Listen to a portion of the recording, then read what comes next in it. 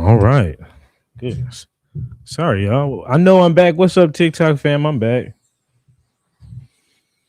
I thought I was gonna be busy. Let's just make sure this works okay.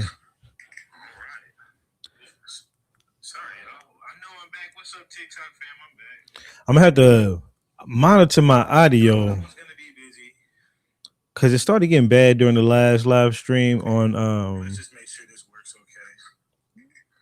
and I couldn't catch it because I don't monitor it the whole time. It sounded kind of jarbled, but right now it seems to be going through fine as we're getting started. This is like an emergency live stream, y'all. I'm gonna check back in with my sound back and forth. This is like an emergency live stream. For those who was on my last live stream, I thought it was gonna be busy. I thought I had a 12 o'clock approaching, a 12 o'clock appointment, but I didn't. That's not for another day. So I ended up getting a video in my inbox, and this video had his name used to be Handsome History. Now it's American Ancestry Decoded, and the video puts together all the pieces I need to put together for for us, for what happened to the Indians, what happened to our ancestors during the Dawes Rolls, what exactly happened, and he's put together the real fit, the not the fix, but the info. What's up, C Stace out? What's up, Saturn? For those who just caught me live, what's up, CR the Great? I thought I was going to be busy, but I'm back. I don't have a 12 o'clock like I thought I was going to. YouTube world, you hear me fine? Okay, cool. It was a bad buzz when I first started. Appreciate that, Tori Word. And if anybody on the YouTube side, and I'll say this many times, if y'all ever hear me sounding jarbled or warbled, it would, just let me know if the sound gets off, because it was doing that on the last one. And I'm gonna try to keep checking to make sure. Says this Geach, bro, it's my business page. Oh, okay. What up, Geach? What's happening with it? So yeah, I'm gonna give it a couple seconds, but for people to get in here. But I don't have all the receipts pulled up directly, because when I say this is gonna be like explosive information, let me pull up my iPad. When I say this is gonna be explosive information, it's gonna be explosive information, man. What's up, I am stats? He said, what's good from the DTX? I'm down here with you. I'm down here with you in the Dallas. Yeah, what's happening, boss man? Let me add my iPad in here real quick. So yeah, like when I say the man figured it out, and I got documents to prove it from different ancestors. It's gonna take different pieces of proofs from different ancestors, but we're gonna piece together what happened to our ancestors during the Dawes Roll. Some of ours. Now, some some people some people may not have this in their tree. But others may. What up, CR the Gracious? She says Saturn says, yes, my maternal side moved to Oklahoma and I ain't found them on the Dawes Rolls. Especially if they moved, and especially if they moved between the 1830 to 1850 period. That's definitely saying something. Definitely saying something, and to me, showing corruption. And in fact, we might find new things today too, because I knew that, man, we're gonna get to it, but I knew that the kids were the fathers of the families were unalived in certain families. I knew that, or unalived or something somehow. Somehow I figured these kids were made some type of orphans, and us taking on their names, some of them, not us. Only one of mine took on one of their names. And man, look, there's gonna be so many connections. We about to get into this paper. I got the paperwork for it all. Says, and my Mississippi fam stayed and got absorbed in the black. Oh, okay, yeah, yeah, yeah. What's up, technically, right? And you know they had. I used to, and I still say those people are some real warriors. Those, I won't say that the people that went to Oklahoma wasn't warriors. Some of them, in many cases, could have been orphans and didn't have a choice. And the warriors that were warriors may have gotten unalived in a war, or some kind of situation. So, yeah, we're gonna dive deep. We're gonna dive deep today. Let me see. What's up, Lola? I see you up in here. And yeah, anybody that was on my last stream, I thought I was gonna have a 12 o'clock appointment, but I don't. And then I was still gonna not come back live for a while. But then what's up, Too Gracious? I still, and you know, I told somebody, I was gonna start making sure I go through and follow y'all people that I haven't followed that's always here on my live streams. Cause I say I don't be following people, but I do need to make sure that I follow the people that follow me uh, consistently, because you all mean a lot to me. So I'm about to go through here and follow some of y'all. Yeah, following you, following Saturn, following Too Gracious. Technically right. I'm gonna throw you a follow. I think I've seen you here a couple times. Throw you a follow. I am stats. I'm gonna throw you a follow. All right, all right, all right. So yeah. So we're gonna start getting into it. She said, "Hey, I gotta follow." So we're gonna get into it. I'm really gonna pull up. Okay, where do we want to start with this? Um, document wise. Document wise.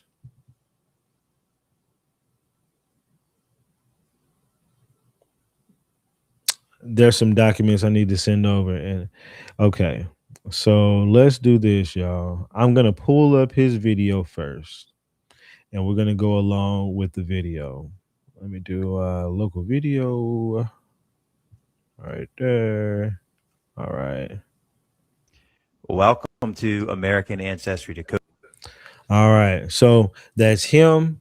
Now we're gonna take it slowly, and as people come in, we will reiterate and go back over some things. Those who are coming in, appreciate you coming in. I thought I was gonna be busy, and I'm not. I thought I had a 12 o'clock, and I don't. And I found a video somebody sent to me. Brass Prophet sent this to me, and I had to go back live after I heard it. So let's listen to it, and it's a lot. So we're gonna take it slow. Let me just listen to my sound. Kind of, I was gonna start making sure I go through and follow y'all people that I haven't followed. That's always okay. It's man, something about my sound though. It's working now. Is whatever, but I'm using something. I might have to try to. I don't have a. I don't think. I think it's at the office. Okay. I mean, I have like a little in between piece, a little thing that kind of goes from XLR to my to whatever, like an adapter. But it's not an adapter. It's really like it's an audio interface, whatever, whatever. But long story short, I may just next time go direct to my camera with this mic. But I'm gonna need to go grab my adapter. So okay, let me shut up. Let's get into this. My name is Travis, founder and host. Tonight's episode is entitled Guardian Bonds, the Quiet Slave Machine. In To extract it. Nah, it's a like an audio interface. It's called the it's a Handycam, Zoom Handycam, but the main purpose I got it for was to record audio from XLR microphones. It has a 32-bit float, which is all I really cared about. As long as you got a 32-bit float on that bitch, you got professional audio coming out of it. But it's, I don't know, something about it going in from here to my camera right now, which is that's what it's supposed to do. I don't know, it's coming in kind of hot. And I don't know, it's weird. But okay. Yeah, I say y'all follow him too. What up, Jeremiah? Yeah, so amazing. He just cracked the code for us, y'all, with hard information, hard verbal information. I'm gonna come with the visuals. He got the verbal. So let's go. Let's get this. this episode, I stripped the varnish off the real engine of North American slavery, hostage and conversion of indigenous children under the polite label of guardianship. Hostage. Let's. You got to kind of take it each thing at a time. Tonight's episode is entitled Guardian Bonds, The Quiet Slave Machine. In this episode, I stripped the varnish off the real engine of North American slavery, hostage and conversion of indigenous children under the polite label of guardianship. Hostaging and conversion of Indian indigenous people under the guise of guardianship. Hostage, convert the Indian hostages through guardianship. Like, kind of like this. Well, no, we'll huh. Yeah, this Arkansas might be different. This Arkansas homestead thing, but I do want to show it.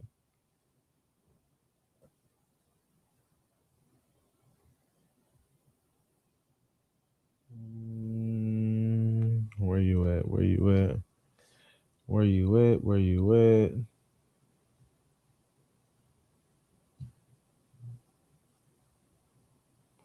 Hempstead, Arkansas. Let me type that in. Hemp. No. Let me do this. Negroes, Hempstead, Arkansas. Archive. Archive. Archive.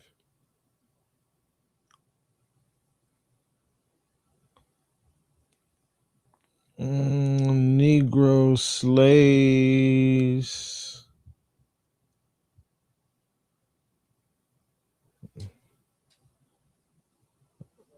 Man, I want to show y'all this. I know I got to save somewhere. Hempstead County, Arkansas. Okay. We'll get off of it. But long story short, the document includes a bunch of people showing they have been. Let me look up under one other section on my iPad. Showing that they were a bunch of people who had one child with them. One child. But you know what? We're not going to focus on the one child. We're going to focus on the actual full labor schools, which we're going to get into. So let me just get off of this. We're going to focus on the labor schools before we focus on the one child. So we're going to continue. But notice he says the hostage thing. What's up? Everybody just coming in. What's up, Jimbo? Everybody coming in. Appreciate y'all coming up in here. Let me see who up in here. That's what's up. If you was in my last one and I thought I was gonna have to get off, I'm back on because I didn't have a 12 o'clock appointment. I don't want y'all to think I got off for whatever other reason. So I appreciate y'all. So okay, ward of the state. Yep. All right. So let's get into it. Let's get further into it. Let's go. Universities, orphanages, churches, and chancery courts ran the paper, and they ran it for profit and yield. Hostage indigenous children were forcibly Christianized, Hostage indigenous children were forcibly Christianized, issued English names, and issued English names, and parked under the court-approved guardians. Parked under the court-approved guardians. Even though I still believe the English names were ours, who knows whether they may have taken people from other tribes and giving them other people's names as well. I will say we're gonna find out that one of my ancestors did take on, and he's gonna say just some. One of my ancestors did take on one of these slave masters' names, and for the life of me, I couldn't figure it out. For the life of me, his brother didn't. Let me get these documents over here. What's up, on code? How you doing this afternoon? Or I'm sorry, morning, almost afternoon, more afternoon for some of y'all. I thought I was going to have to get off and had a 12 o'clock appointment, but I don't. Let me pull these documents up real quick and send them over here. So, like, one of my people gave one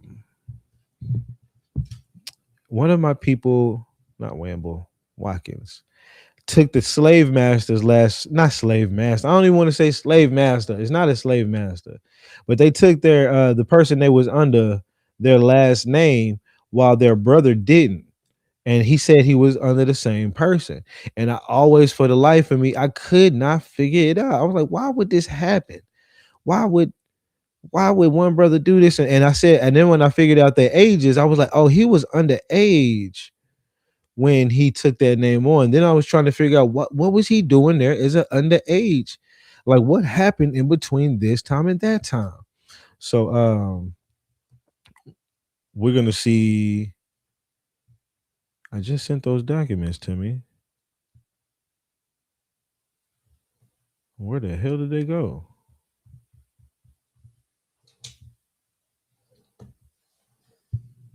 Where the hell did they go? Um, hold on, y'all. Why wouldn't they be in my recent folder? Let me send them one more time.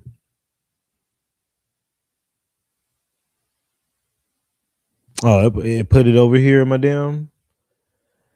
Oh, why would it do that? Because now they're gonna be jumbled all up over the place. But okay.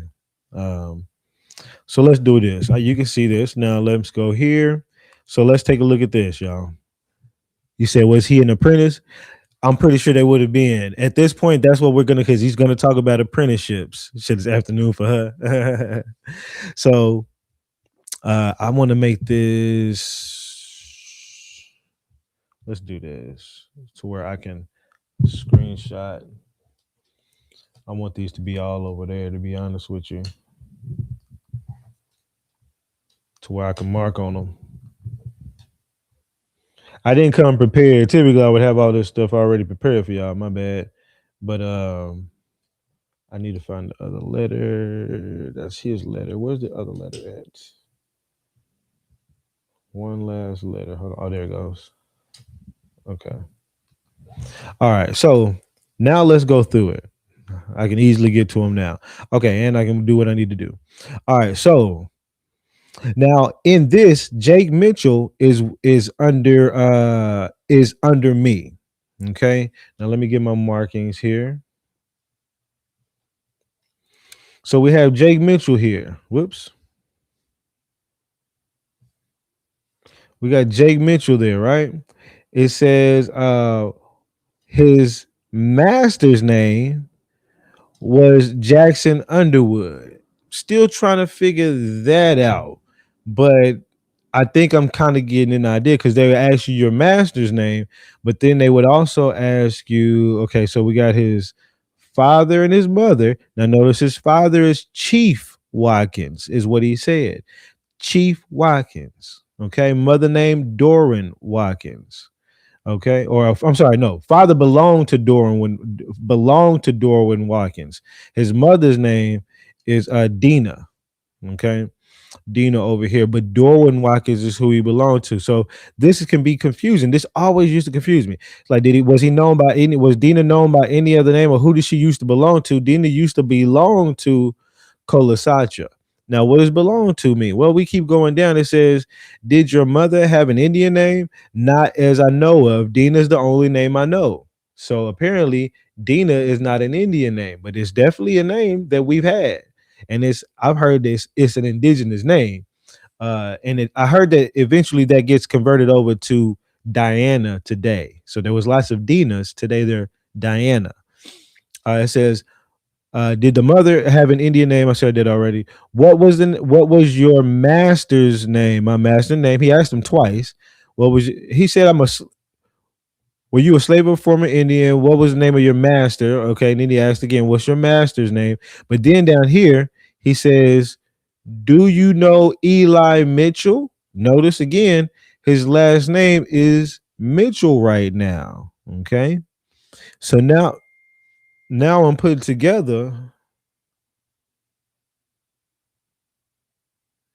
Now I'm trying to put these things together because it's all over the place to me. He's like, do you know Eli Mitchell? He says, are you any, at first he said, look at this. He said, are you any relation to any Eli Mitchell? He says, no, sir. No, I'm not. He says, but do you know Eli Mitchell? He says, yes, I used to belong to him. Just like when he asked, but that's different. As you can see here, it says, "What's your master's name?" But who do you belong to? Belong. That's a little bit different than the master, is what I'm finding now. Okay. We're getting into it. Now it says, "To whom did you belong at the time the slaves were freed?" When the slaves were freed, when the slaves were freed, I belong to Eli Mitchell. He says, "Was Eli a white man?" No, sir. He was a half breed. My bad if y'all can see that. No, sir. He was a half breed. Half breed of what? What's up, buddy? Said Rhodesians as well. I missed everything y'all been saying. I gotta cook. This one, I'm gonna miss a lot of what y'all saying because I definitely gotta cook on this, but I'm gonna try to definitely chime in with y'all. Definitely, I'm gonna try to chime in to y'all. And let me move this out the way so I can see the chat over here. Let's see, Samuel in the tribe chat. What's happening, YouTubers and Twitters and all my TikTok folks? I'm back. Hopefully, and if my audio, let me just double check my audio. I'm gonna be doing this several times because it got bad on my last one.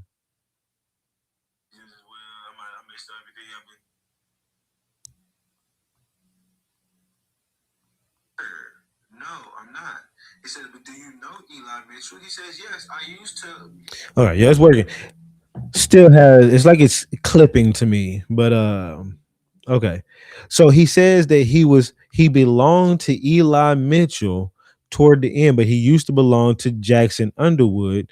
Eli Mitchell is a half breed white T man and something. What's the half breed? I really wish I knew. But it says right here, yes, Choctaw. Was he a half breed Choctaw? He said, "Yes, sir. At the beginning of the war, I belonged to at the beginning of the war, I belonged to Jackson Underwood."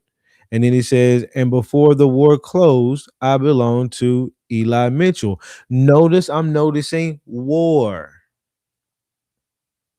War. Okay. 1865. Even though the Civil War might have been fought in the courts, there was a thing that I've been told, and some of y'all have been told, which is that they tricked our people saying that they were supposed to go to war, and that was a trick to get them all rounded up together to unalive them. I did hear about that. Did that happen? I don't know. But it's pretty sad. And y'all might even see me shed a tear during this. I'll be honest with you. Because when he went through this and it really hit, the answer hit, I then was struck with the reality of what I already knew, which is they unalived them. They unalived them. So you're gonna see me tear up because I'm pretty pissed off about it. But let's keep going. It says, "Yes, sir." I'm tearing up already. Freed right here at Boggy Depot. Eli Mitchell, Jackson Underwood. Were they Choctaws? Yeah. What type of Choctaws were they at the time? He says half breeds. What was a half breed classified on the on the Choctaw rolls? You can already see. What was a half breed? What was he on the Choctaw rolls? Because remember, for those who've seen the census for the five civilized tribe around the time of the Dawes Rolls. Now this is later. This would be 40 years later though. So I can't necessarily completely conflate that to this, but still, just giving an idea. Hold up. I mean, that's not the right one.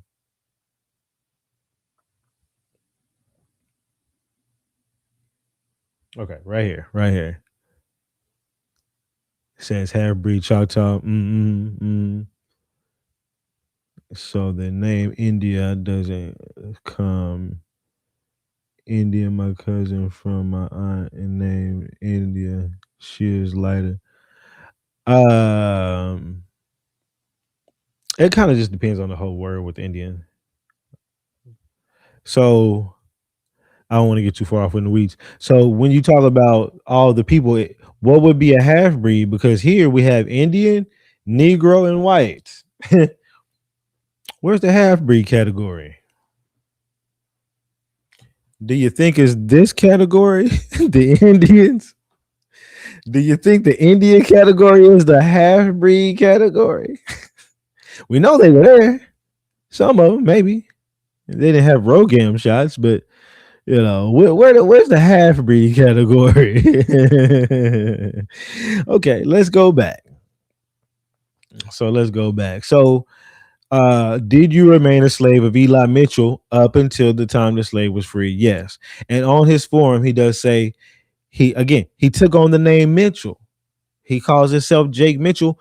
Mitchell is in my family's name based upon this. Now, he should have took on Watkins, but chose Mitchell. And the reason why I say chose is because when you go to his brother's application, let me do this.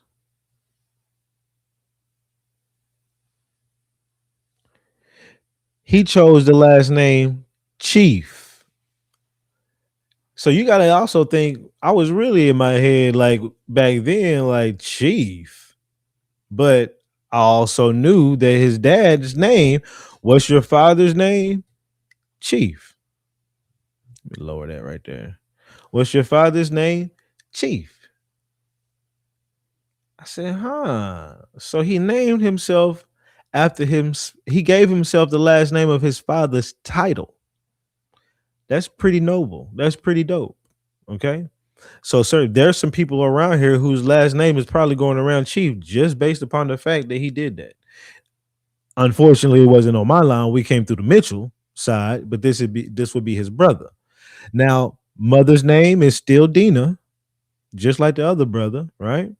Now, let's look at this.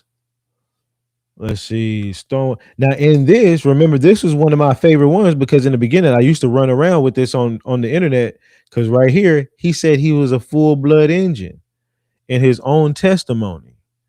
Okay. When all they did was ask him what his age was up here. And then they went back and forth about the age. He acted like he didn't believe him. He's like, hey, man, I'm sorry. I'm not educated like y'all. I was raised and born full blood Indian. And, this this is like a year in the in the making of this research to get to this point.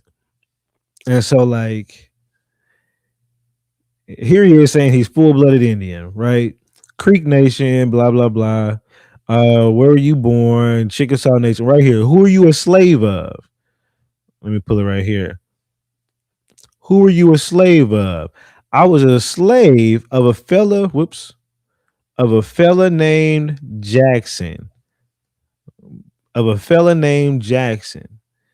And I sat there and I was like, that's the same Jackson Underwood.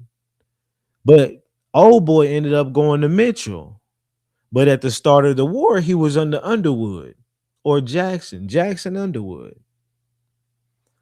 So I was really all over the place with it, But okay, I don't want to get too far up in the weeds, but what I do want to show and what I will show before we get back to homeboy here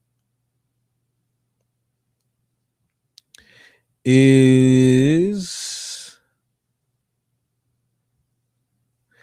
this letter by his dad. Now, this was on a Freedman, a FamilySearch.org. This is on FamilySearch.org under the Freedmen Bureau Register of Letters Received. And I still don't know. Well, before I say this, we'll get to this. But it had different names. And on this letter, I read that whole letter. And maybe one day I'll go have another live stream. It's been long for time, and I'll go over the whole letter. But it says the family of. Hold on. Y'all know I got to give him a little marker.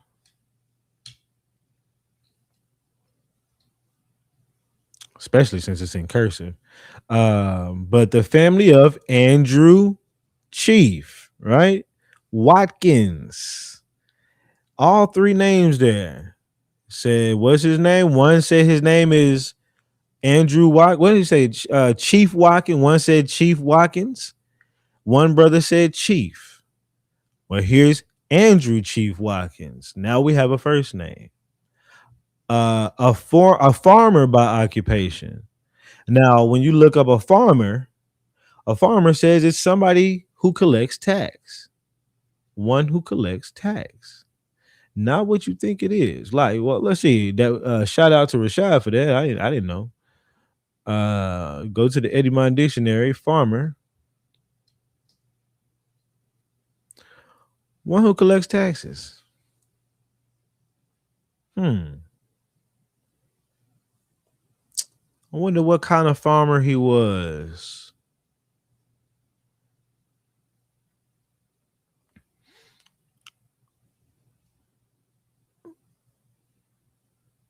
Who is this uncle? Whatever he said, you're mixed with native. Cool. Uh, yeah. Let me just go ahead and shut your dumb ass up. Uh, so yeah, one who collects taxes. In fact, let's keep reading the whole definition. Do you see anything about anything in here about farming the land other than right here it says in an agricultural sense in the 1590s, replacing the native churl, husbandman. You go to churl, a peasant, one of the lowest class of freemen, one without rank. That's a different thing. But farmers one collect taxes. But okay, let's get out of there. I don't want to get too far off in the woods on that. But Andrew Chief Watkins, right? Um, says he had three sons he was looking for. Mr. James, Jacob, or Jake, right? Jake. I had to do all that like a damn teacher. I'm just having too much fun. And Charles Watkins, the only person I have not found yet whose letters I haven't found, and I do need to go try to search again, is Charles Watkins. But I have Jake and James. Okay. And it says that they reside in Pushmataha County. That's up there near uh, Creek Nation area. If I'm not mistaken, Taha County. No. I take that back. I take that back. And I thought I was better say that. No, it's over here in Choctaw Nation, Choctaw Nation area, in Oklahoma. Now, I think there's a Pushmataha, Oklahoma, a little bit further up north, but maybe not. Maybe not. Maybe this is it. Maybe I'm just tripping. But okay, this is going to be important. So he's looking. Now let me say this. So we got a guy who's Andrew Chief Watkins, three children. He's looking for his children. In fact, they wrote a letter. Let me read this part. Is way longer than this. And I didn't get the whole letter. I can go pull it up though. But this might be the important part. I got to get my little marker ready. It says the Indians of the nations passed a law at the commencement of the late war, sentencing every colored person to immediate death who attempted to escape from their country when even caught on their soil. This law is being at this time vigorously explored where they can secure a violator. Many of our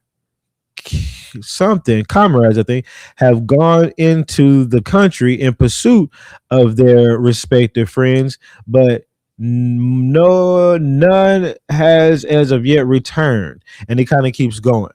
Now,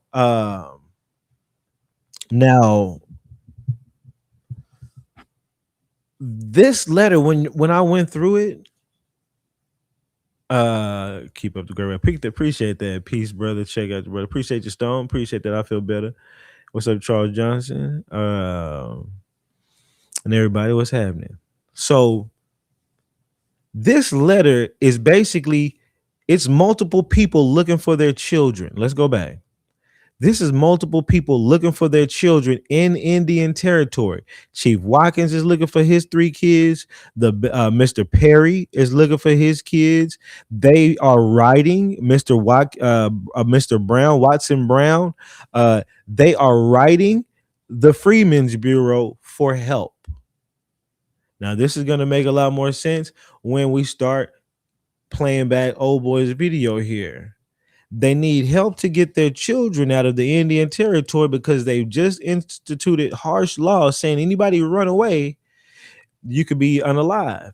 Now, when I first read that, I was like, well, maybe they were really slaves and there's a runaway law. But we also know now through all the research I know, apprenticeships can be runaways. Indentures could be runaways, but especially apprenticeships. And who fought against apprenticeships that was like slavery? O.J. Dunn, the black governor of Louisiana. I got too much information and too many things now to put this together. So they were looking for their children who were likely apprentices at a manual labor school headed by one guy. And sometimes that one guy would give his surnames sometimes to multiple children. Not all the time, as we've seen here. I really think it's not that he gave it. To be honest, I only see one. So I don't think he gave it. I'm thinking it's more along the lines that when Jake went to apply for the Dolls roles, and before then, when he needed a last name, he was so young at the time of being taken away from his father. I may have to calculate the date again so we can get the dates, that he may have forgotten his last name because even his brother didn't say the last name Watkins. His brother said, call me my last name Chief. The other brother said Mitchell. The last name says Watkins. Now that I know, since they were underage apprentices, by the time they came of age, they may not have remembered the surname. And do you think the schools kept that around? No. Okay. So let's keep going. I'll leave that up. Let's get old boy over here for the game. Let me switch this back. So we're gonna go back just for a little bit of context. Under the polite label of guardianship. Universities, orphanages, churches, and chancery courts ran the paper, and they ran it for profit and yield. Hostage indigenous children were forcibly Christianized, reissued English names, and parked under the court-approved guardians. Translation: legal long-term captivity masquerading as foster care. Legal long-term captivity under the guise of foster care. And as I was going through this shit, I noticed 2 schools about a month and a half ago. I didn't realize that they were orphan asylums in Oklahoma. And I started I said orphan asylums. And in fact, I got a video from, yes, everything's fucking connecting. I got a video from my cousin Clara Lupa, who worked at the fucking asylum school, orphan school in Oklahoma Panhandle. Let me see. I gotta play that.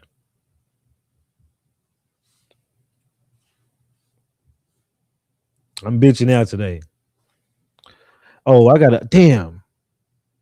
How can I figure out which one? I got so many clips. And I didn't favorite the clip. Damn it. Now I'm like, which clip is it? It ain't like ain't like I'm gonna be able to look at the clip and be like, that's the one that yeah, come on now. I damn sure though. I'm like, but I can't hear it right now. Let me just send all these clips over real quick. I know it ain't gonna be the first couple, but let me take those off. And drive. She worked at an orphan school, dude. When I say it's all in my family, all the corruption, little pieces of the puzzle, we're gonna grab pieces from all sides of my family to tell this story. Um, as this is coming up, let me let old boy play. Let's follow the process. What is a guardian bond? Here's the legal skeleton, clean and cold. In English equity courts, a guardian's bond is a court backed recognition. A named adult posts a penal sum, an amount of money to maintain and educate a minor until majority, usually age 21. That bond pays a predictable stipend, a rent, clothing, tutors, instruments, travel. With that baptismal certificate, the child becomes a Christian minor, and the courts will ward, place, and bind a contract. We gotta hear that again.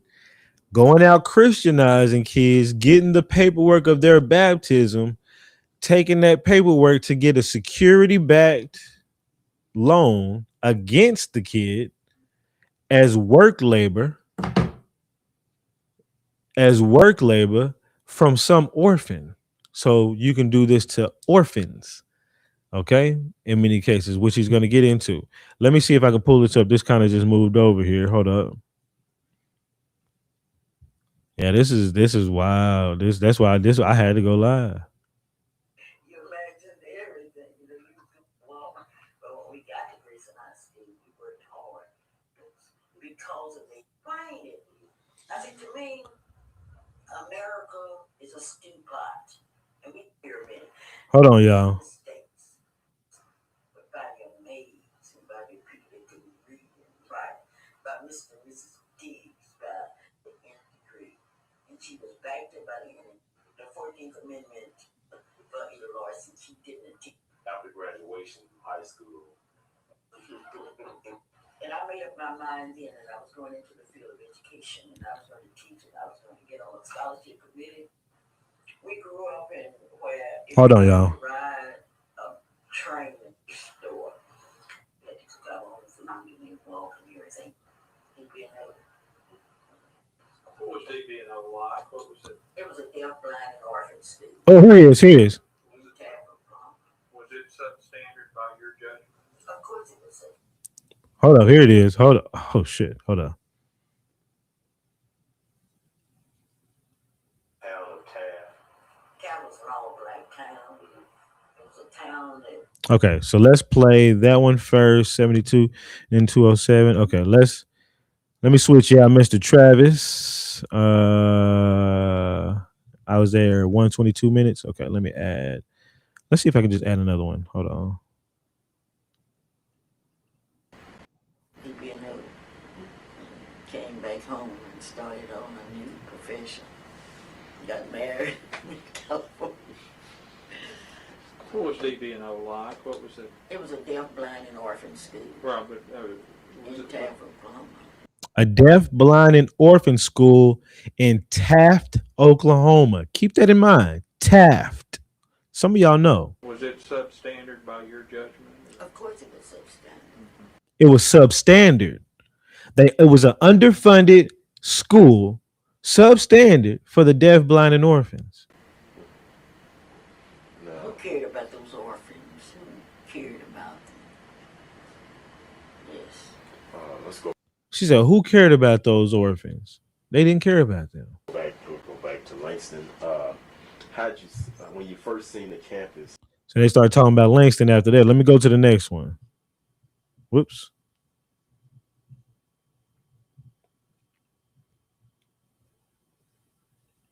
Town of What's up, Copper Chippewa? That was wrong. So listen to this. It was a deaf, blind, and orphan school in Taft, Oklahoma. Listen though. Town of Taft. That was an all black town. Taft was an all-black town. I already knew, but some of y'all wouldn't know, unless you know Oklahoma like that. A deaf, blind, and orphan school in an all-black town. Let's keep going. It was a town that had a lot of problems because here you had the main thing was DB&O at that time. You had a post office that was operated by Mr. Grimmage. You had a little store and what have you, but you didn't have the economy that was set up for a town to grow. And if you study black history in Oklahoma and the people that worked out plans, they planned the railroad things so that they would not come through the black town, and that was a way of killing the town on the vine.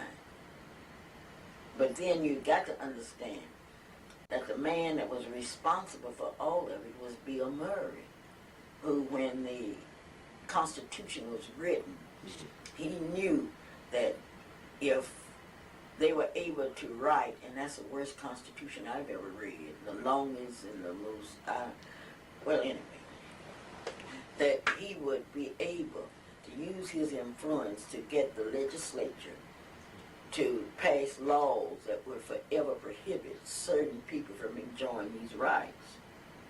So you've got to understand that. And you've got to understand that when the first laws were passed, they were laws which separated the schools, separated transportation, and if a teacher was caught teaching a white student or a white teacher was teaching a black student, that teacher would lose her credentials and would have to pay so much per day. I know I used to teach white students, but I would have to slip them into my home. And So okay, so we're gonna stop there. So let's go back to Old Boy. But that just goes to show we have an eyewitness, and there's somebody in my family that worked at the orphan school, one of them, in Taft, Oklahoma, and can attest that they were underfunded. And you know, and I think there's another clip in there somewhere that says a little bit more about it, but I don't want to try to go through all the clips to try to find. So we're gonna go back to Homeboy and learn more about these schools and how they came had the about. greatest opportunity to make the Hold up. 14th Amendment. Hold on, my bad.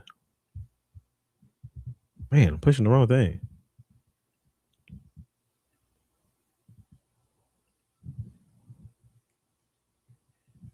Okay. Welcome pays a pipeline, cash Okay. in, obtain, and educate a minor until majority, usually age 21. That bond pays a predictable stipend, a rent, clothing, tutors, instruments. So every child at their school, even though you just heard it was underfunded, it was basically they didn't care about the kids, but they got paid a stipend for every one of them kids for the food and the clothes and whatever and all this. But let's keep going. Travel. With that baptismal certificate, the child becomes a Christian minor, and the courts will award, place, and bind a contract. The courts will award, place, and bind a contract on the child On paper, this being Christianized, baptized. is philanthropy, religious missionaries. In practice, it's a funded hostage intake pipeline. Cash in, training delivered, deploy them out. The guardian sponsor chooses the school, the tutors, the location, the trade, and often the surname. The guardian sponsor chooses the school that they might go to, trade, and maybe even the surname. Let's keep going. There were 5 intake routes into this same machine. The only question is which uniform you wear at the end. Are you an elite Indian with the coat and the quill, or a working class with the boots and the chains? Let's look a little bit more at these English Chancery Court mechanics. The petition names a baptized Christian minor, appoints a guardian with 2 solvent sureties. In other words, they got the cash, they got the surety to make do. They actually had to submit vouchers. This was all accounted for. The bond money was never about comfort. It was workforce finance. What about those? He's basically saying, hey, they had the money to do whatever they wanted to do. It was never necessarily about the money, but about workforce finance. Mainly when I do start this business, I'd rather get paid through the government and have them pay me for this labor that a minor or an apprentice or an intern, in a sense, is going to do. Now, the internship's a little bit different, but you get it. An unpaid position that a person comes in and do that they're obligated for a certain amount of years to be indented to do it with ramifications legally if you don't. Because if you leave, you're a runaway. But let's keep going. frontier mission Now you know why you have an incentive on trying to find your runaway. If people keep running away, you need to get that person back. You have a whole loan and all this other stuff behind you. Not that you can easily just go buy another slave. You have an obligation. Let's keep going. schools. These are for the working class indigenous, typically baptized at older ages, issued a term indenture, 4 to 7 years. Perhaps the battle that killed their parents or enslaved their parents took place when they were 8 years old or 10 years old. Perhaps the battle that unalived their parents took place at 8 years old or 10 years old. Well, let's look at something real quick.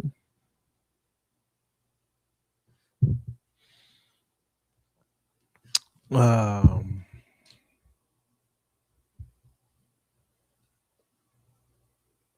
up my tree here.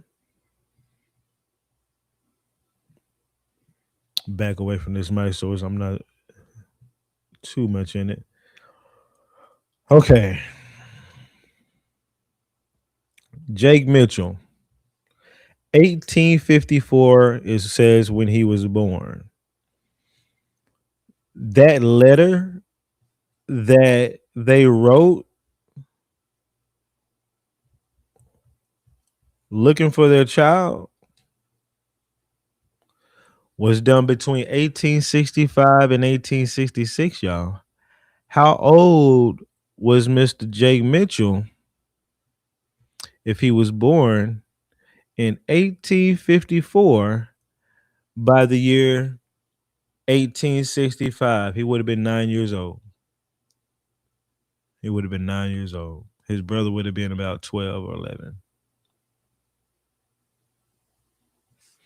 All right. Putting the pieces together. Now let's go. Now, when they say that they've instituted an unaliving for people that run away, imagine your kids being sent off to a school forcibly for orphans. And these must not have been orphans because there may have been a ruse for them sending, because this one, at least this particular dad knew his kid was in there. It says, you know what? When you read the whole letter, it says they were working, him and a bunch of other ones, the guys were working together, and they all left. They all ran away, took away from that job out of the Indian Territory. They said at some point they figured that at the late rebellion ending, or the war, they call it the late rebellion. Never really called it like war like that I was seeing. They usually say rebellion. I mean, they may have said war, but they may have said war in the Freeman application letters. But a lot of times I heard late rebellion. But they were looking for they left, and they said that they figured that since the late rebellion had just ended, that they were supposed to be, the children was supposed to be freed, whatever. Now y'all heard they didn't free. We got to figure that out. The so-called Indians didn't free the slaves, so-called slaves, right away.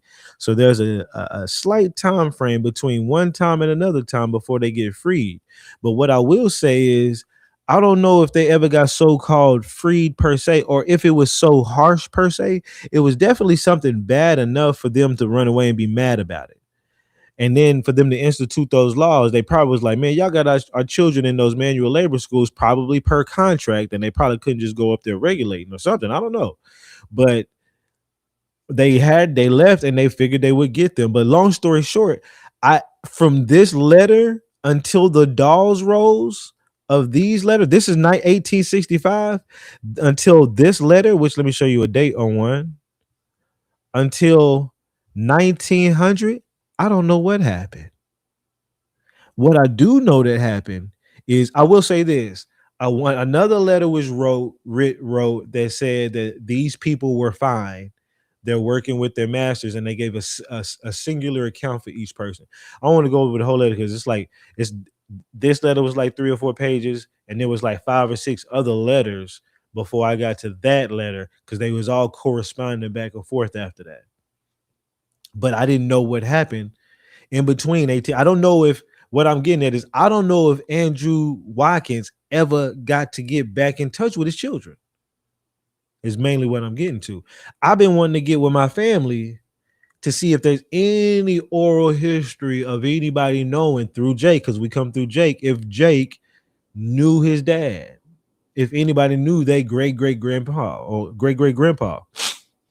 I still don't know, but I do know that they're still alive and they were working, and they were still working under some of the time. Sometimes they'll say they were working under the same person at the end of the late rebellion. So, it's really, really hard to say. But let's go back. But he was 9 years old, just in the time, just the same as this right here. So let's go over here. And I know I'm sorry I ain't as interactive with y'all. I definitely got to cook this up real quick. Well, they're likely to sign this youngster up for an indenture. You say, can we see the title of the document? There you go. If you're talking about that one. Sure. He's probably already typically baptized at older ages, issued a term indenture, 4 to 7 years. Perhaps the battle that killed their parents or enslaved their parents took place when they were 8 years old or 10 years old. Well, they're likely to sign this youngster up for an indenture. He's probably already old enough and trained in some skill. They'll put him right to work. They pledge their crop share. What up, Chief EJ Smoker? In other words, the crops produced by the Indian youngster against paying the annuity back. Again, they're receiving money up front from the. Let's listen. Hold on. Let's play that one more time. Well, they're likely to sign this youngster up for an indenture. He's probably already old enough and trained in some skill. They'll put him right to work. They pledge their crop share. In other words, the crops produced by the Indian youngster against paying the annuity back. They pledge the crop share, basically putting the crop produced by the youngster up for like collateral. Again, they're receiving money up front from the insurance company based on controlling the labor of the indigenous. They're receiving money up front based upon controlling the labor of the indigenous. When they say sharecropping, that's different. They want you to just think, oh, you was getting tricked. They don't even know how to tell the story for sharecropping, regardless, really. But they be saying, but they don't even know. They say like basically, I don't even know what they say. They just say sharecropping and make it seem like it's legal slavery, and they don't understand that it was legal slavery to a degree, but you don't understand how. But what they're saying here is you go grab an orphan as a foster parent through baptisms. You go and baptize them. That baptism certificate affords you you can take that into like an insurance company and get money up front off of it based upon the work that person is going to do. Sounds like the whole Social Security straw man thing too, don't it? Also sounds like the whole they need you to feed off your energy as energy vampires in the spiritual realm, though, doesn't it? They need to keep you alive, because he's going to go into that. They need to keep you alive in order to draw these annuities, in order to draw these payments. They need to keep you alive in order to draw that energy, in order to draw that currency. Many different meanings. Let's keep going. What'd you say, B4? What's up, B4? You can have rights to kids with that certificate. And think about this.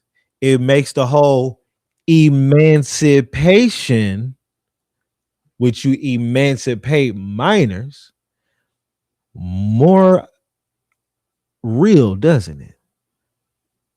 Emancipating them from guardianships via missionary-backed baptismal record. That's why I say you need to look at them baptismal records.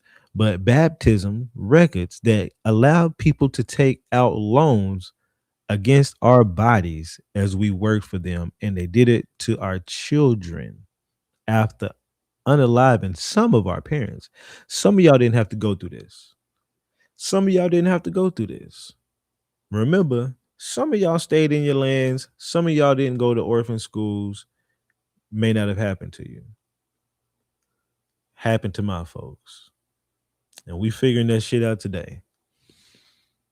Let's keep going. When the dorm looks like a factory, you've found the orphan route. Label children orphans, and then you get to draw per the crops produced Let's go back a little bit. by the Indian youngster against paying the annuity back. Again, they're receiving money up front from the insurance company based on controlling the labor of the indigenous. When the dorm looks like a factory, you've found the orphan route. Label children orphans, and then you get to draw per capita stipends and bind the orphans out to farms, canals, and workshops.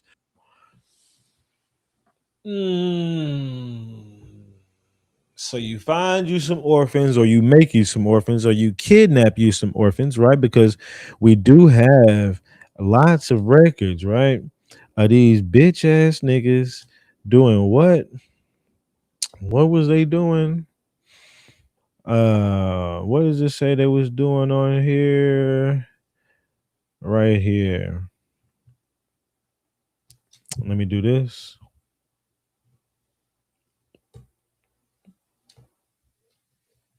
What do we have these people doing?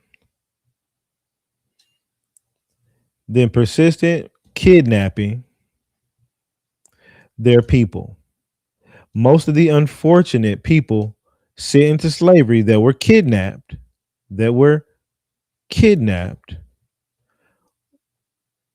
are women and children.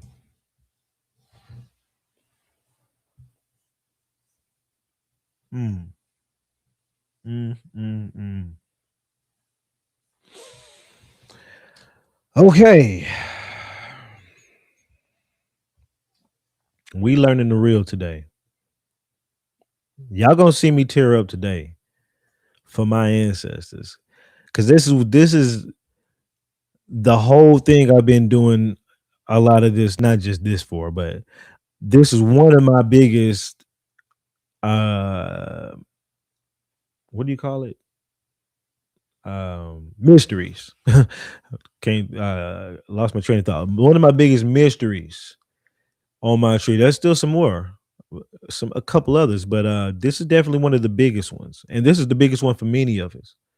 And to actually crack this code, because not only did Jay go to a mission school, but I just realized earlier yesterday, I realized French Nancy was at the Modern Mission. She was at the Monroe Mission School. And not only that, when I go back and look at another document that she has, she was at Father Stewart's Monroe Mission School. And I just literally was looking through a book of Monroe Mission School fucking like notes. And I'm trying to find that bitch again. So I got two people that went to these mission schools on different sides. And at least more than two. I got my my pawpaw side. And it makes sense because all my people went to Oklahoma, so I probably got more than that too. All these people pretty much. Let me click on this because this is going to be important too. Excuse me.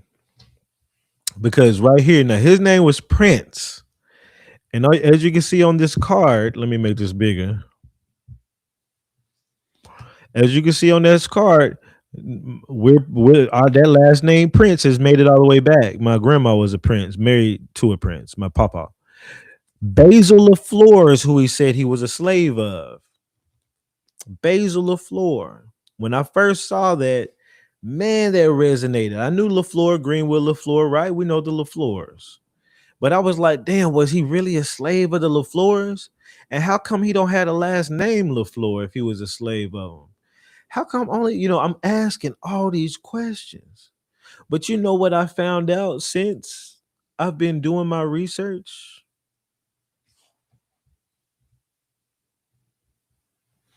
Should pull up.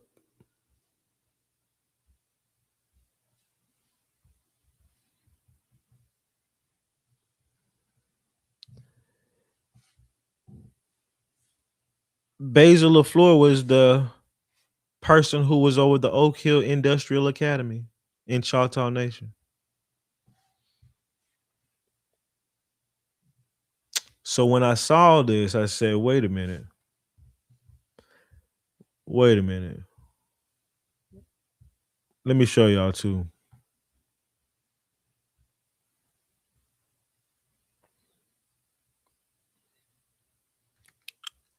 This is the Oak Hill Industrial School. They say for Choctaw Freeman. It was just for Choctaw. Freeman didn't exist.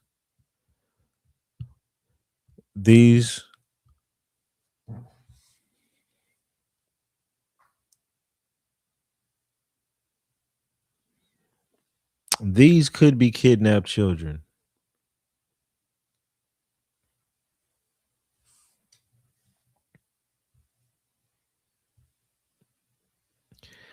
These could be orphans of unallowed warriors.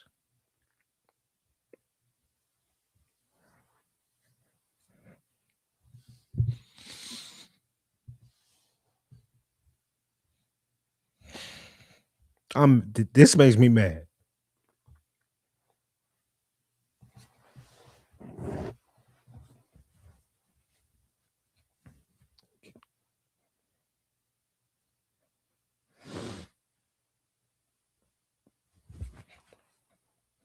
This makes me mad. And you think about the shit talkers. The people who want you to just contribute something to a slavery thing. You just some African that just was misinfortuned and got off a fucking boat.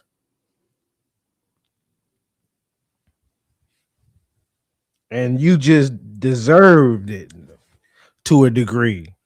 Let me smoke while I'm in the back, acting like a bitch. As I act like a little crybaby little bitch. You get these people talking this shit, Tariq talking this shit, everybody talking this shit. Why do you want to claim these tribes? Why do you want to be at this? Why are you even looking caring about this shit? Because these people want us to tell the goddamn story. These people went through hell. And they was on top. They wasn't on the bottom. They wasn't no lowly African. These people was living an amazing life. Till y'all fuck with us. Appreciate y'all in the chat. Appreciate y'all in the chat. I'm smoking right now too. The tears have kind of stopped.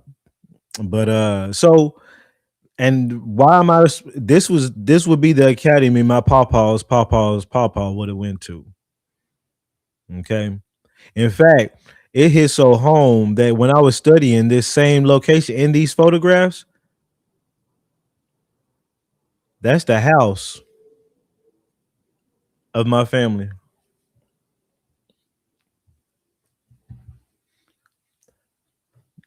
That's likely my family. Right there in that photo. From the Oak Hill area. And you know how I know this is right? My pawpaw is from Hugo. Where is Hugo, Oklahoma? In Choctaw Nation, where these schools are.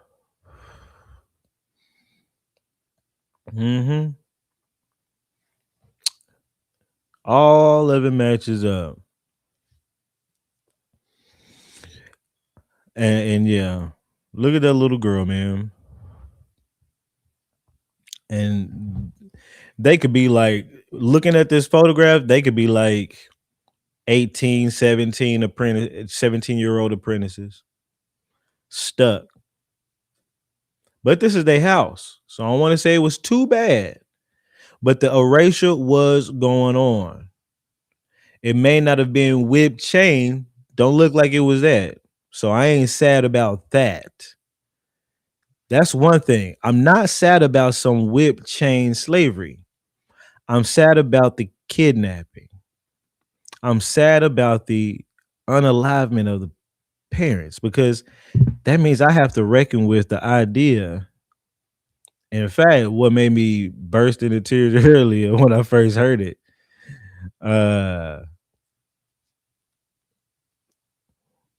was I started to think about where is it at? Right here. Haile Kuhio. That's the name I need to change that to an H, but that's the name that y'all know I got next to me. I got under me. You know, I done took that name on to a degree, you know.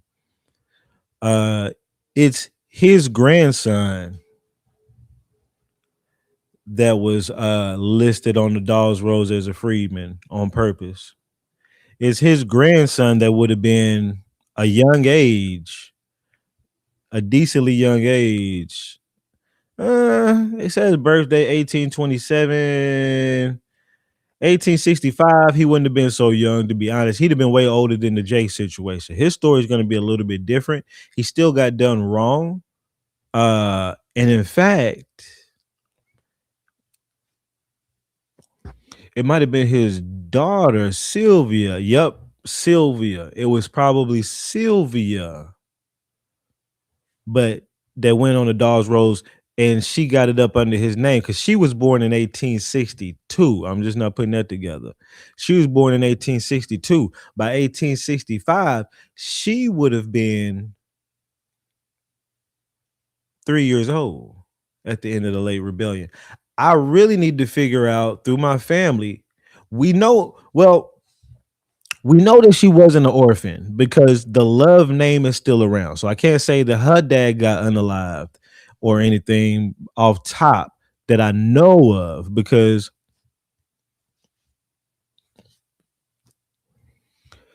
I'll show you. We even still have this button today from our family reunion showing showing the Mitchell Love Overstreet Prince connection, right? Let's go back here. Love, right? Mitchell, right? Mitchell, this one right here. I know you can't see me. I'm pointing at it. Overstreet Prince comes from the marriage, but Love was lost way back here. So if she didn't know her dad, we wouldn't have the Love on the thing. Like if her dad was unalive and she didn't know and she got the name Mitchell, whatever, we wouldn't have the Love name on our button. So I don't think it happened. I'm pretty sure it didn't happen with them, but for sure something happened between Jake and them, and also something happened still between Ali Kuyo and here. But I really want to know what happened. I really wish we could find what happened, and maybe the further I dig, we will. Now let me go back. Let's go back to this story here.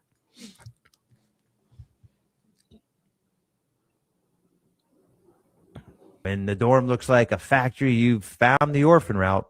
Label children orphans, and then you get to draw per capita stipends and find the orphans out to farms, canals, and workshops.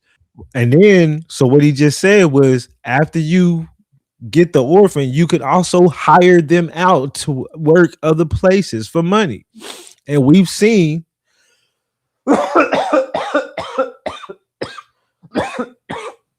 sorry, y'all know I'm gassing. We've seen, and we're gonna look at some apprenticeships that they were getting paid, they were being hired out, they were going to work. Okay, so but we'll keep going. Let's keep going. Wages are paid to the institution and booked as credits against boarded education. Boarded education. Hold on, let's listen to that again. Per capita stipends and find the orphans out to farms, canals, and workshops. Wages are paid to the institution and booked as credits against boarded education.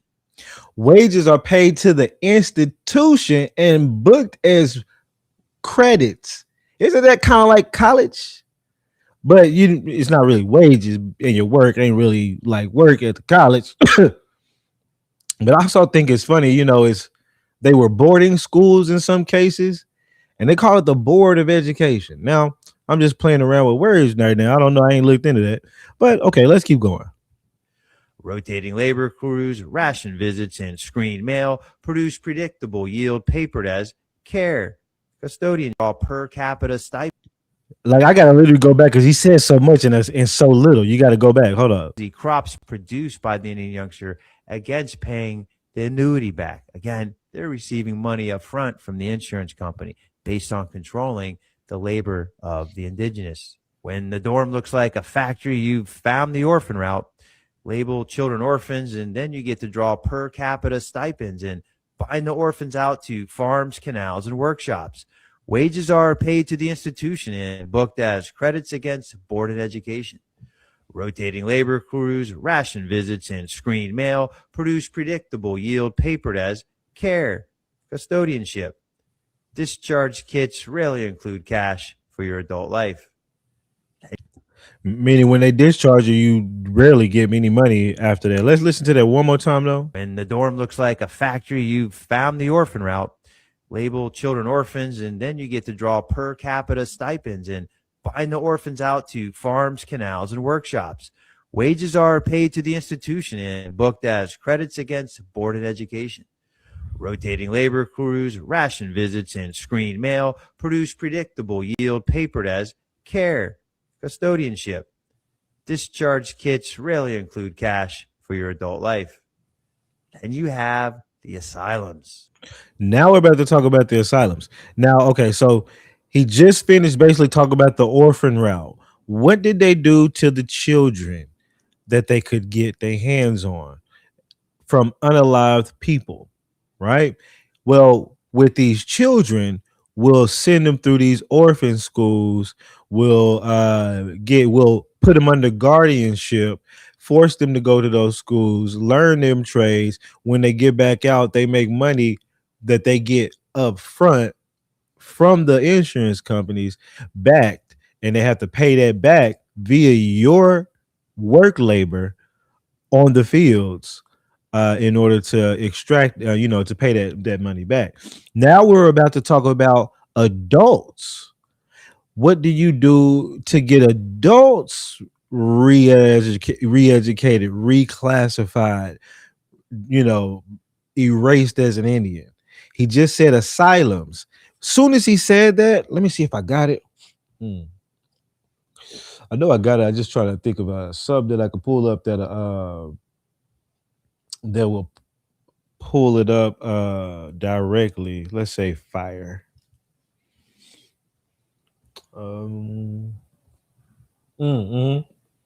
Okay, yeah. Let's see. Hold up. It's gonna be around this time. Hold on. Yep.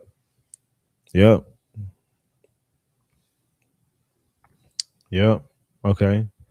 That's one. I'm looking for another one. Hold on.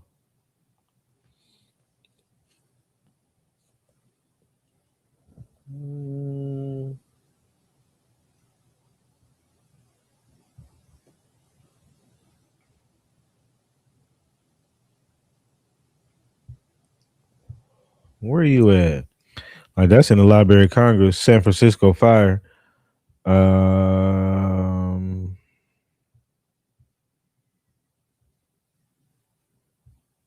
Here it is. Now, first of all, before we get into the asylums, let's look at what they want to say is an asylum. This was burnt down let's look at what it's called, right? Look at right here. Look at this. Okay, right here they say this is a state hospital, but they call it an asylum. Now, the first thing I want you to take note is the architecture. Okay, it's a fucking castle, right? It's a whole ass castle. Now, you may think that Indians couldn't build no structure like this, right? Right? Let me screenshot that so I can get back to it easy. Um, we was just talking about this the other day. 1,000. Mm-hmm.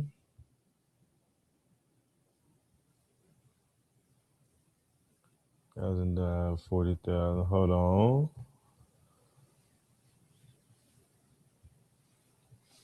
This is going to be DeSoto, is what I'm about to show you. Yeah, here we go. Here we go. Let me mark on it.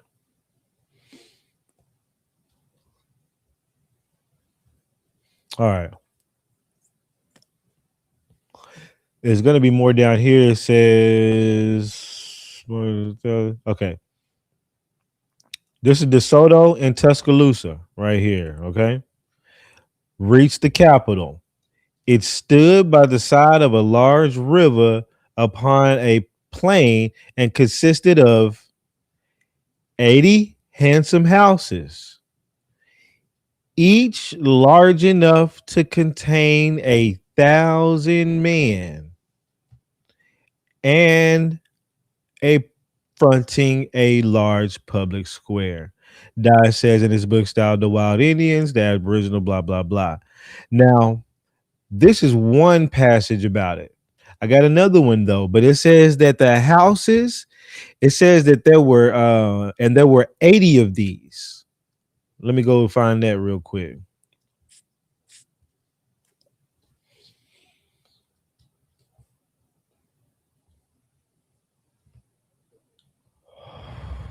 I'm trying to think of another word. Oh,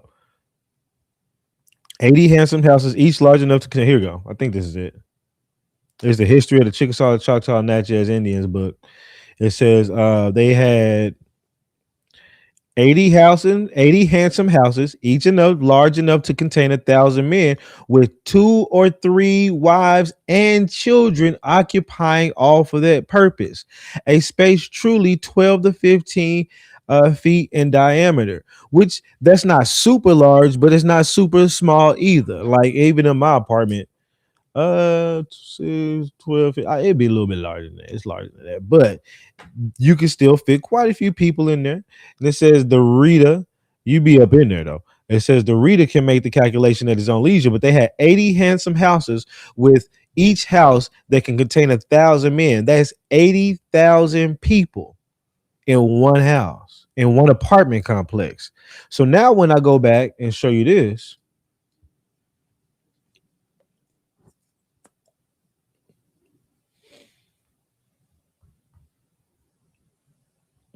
which they call an asylum now.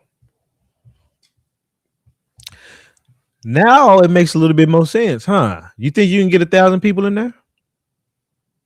80 handsome houses, each that can contain 1,000 men each. That's 3 floors. Look at the windows. Even if each one of these windows wasn't a room, even if every 2 windows was a room, you would have 1, 2, 3, 4, 5, 6, 7, 8, 9, 10, 11, 12, 13, 14, 15, 16, 17, 18, 19, 20, like 20, 30 or so at the top. 20, 40, 60, 80, just this, and that's that one side. You got the other side, then you got this side, right? You get me? And who knows what's on the other side? Now we looking like something more so consistent with what DeSoto was talking about, but this is in Cali. Okay. Why was this still standing in Cali? They didn't get there till later. Why isn't it still standing in Alabama? Some of them may be. Some of them are your state capitals today. Some of them are your big, giant Roman-like structures that they have occupied. Some of these have been destroyed, just like the World Fairs. Okay? Just like the World Fairs. They said that this was on fire. Why did they have to? First of all, they said that this was an asylum where you would house the crazy people, right? Who makes such a grand looking place to put crazy people? That should be your first thought. Who builds all that nice looking shit for some crazy folk? You build a box for them niggas. A box with a roof on that bitch. And you call it a place. Right? Uh this they turn into an asylum. But what's another thing other than an asylum? What would be an asylum that they continuously forcefully call you crazy even though you're not crazy? Might be a place you would call a jailhouse. Asylums might be something as an excuse, just like over policing was an excuse. And once they put you into the asylum, all of your land belongings go to the government. Let's listen. And their famed executorships. This is the financial endgame for the Indians with property, crews, ration visits, and I'm gonna go back a little bit so we can catch that beginning. screen mail produce predictable yield papered as care, custodianship. Discharge kits rarely include cash for your adult life. And you have the asylums The asylums and their famed executorships. and their fame executorships. I'm still trying to figure that one out. I think I might figure that out during this. We'll see. This is the financial endgame for the Indians with property. This is the financial end game for the Indians with property. Now, I'm about to get back on the screen. I'm almost done with my little gas. But we just talked about what happened to the children who didn't have parents and maybe had them unalive. Now, what happens to the parents that are still around who have land and property? For older use or those with small estates, institutions, asylums could become the executors of the estate. That means they could seize the tool, your business, your livestock, or your land. Let's hear that again. Hold up. This is the financial endgame for the Indians with property. For older use or those with small estates, institutions, asylums could become the executors of the estate. For older youths, as if you're so old that you need an executor to let me get back on here. As if you're so old that you need an executor to let me make sure my YouTube is straight, y'all. That you need an okay, yeah, I'm just so close to the mic. That you need an executor in order to deal with your day-to-day business, right? Your finances. Or he said those Indians with not a large crop. So what does that mean?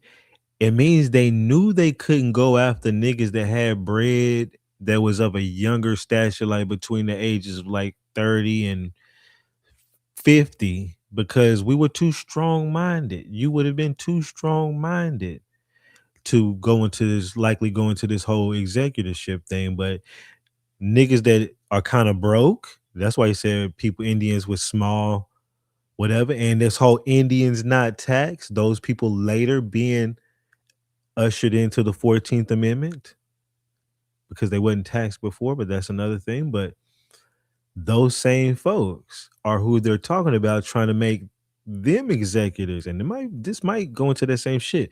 Also, it's like they're picking and choosing how to go after the weakest, the children, the elderly, the women, the poor.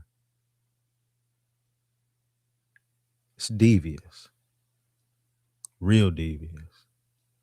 Let's keep going.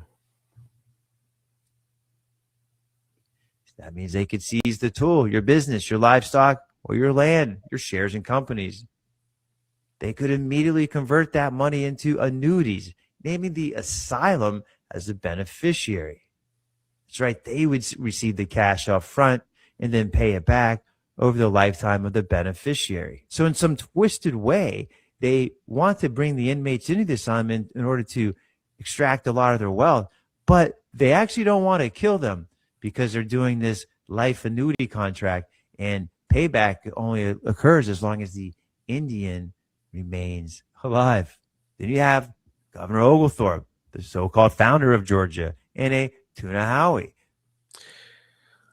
When I say this man is hitting on so many things that I've been researching, Oglethorpe just came back in my main research only because the last 2 weeks I've been studying for the Yamasi documentary.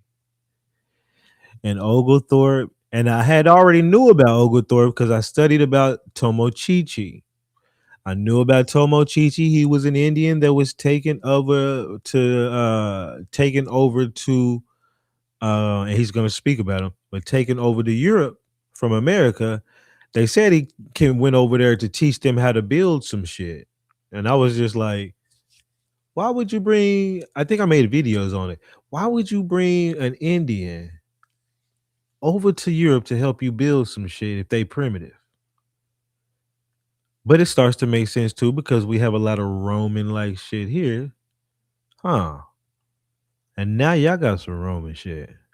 But we got more of it over here than y'all got over there. But he's going to talk about Tomochichi.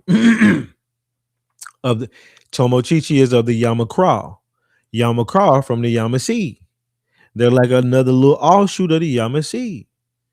Okay? You ain't gonna get no breakdowns like this from some goddamn Tariq. Fuck him. Just had to throw that out there real quick. But y'all know that nigga shitted on me earlier this morning. But anyways, Yamakra are from the Yamasee. Oglethorpe came into the area, pretty much kind of corrupted some shit, started wars pretty much between Indians. He was like on some middleman shit. Long story short, he's the founder of Georgia today, and there's a Yamakra University, or it's Oglethorpe University, but they're known as the Yamakras. Let me show you. I'm saying this shit. I said, get the fuck out of here, man. Oglethorpe. Right? Hold up.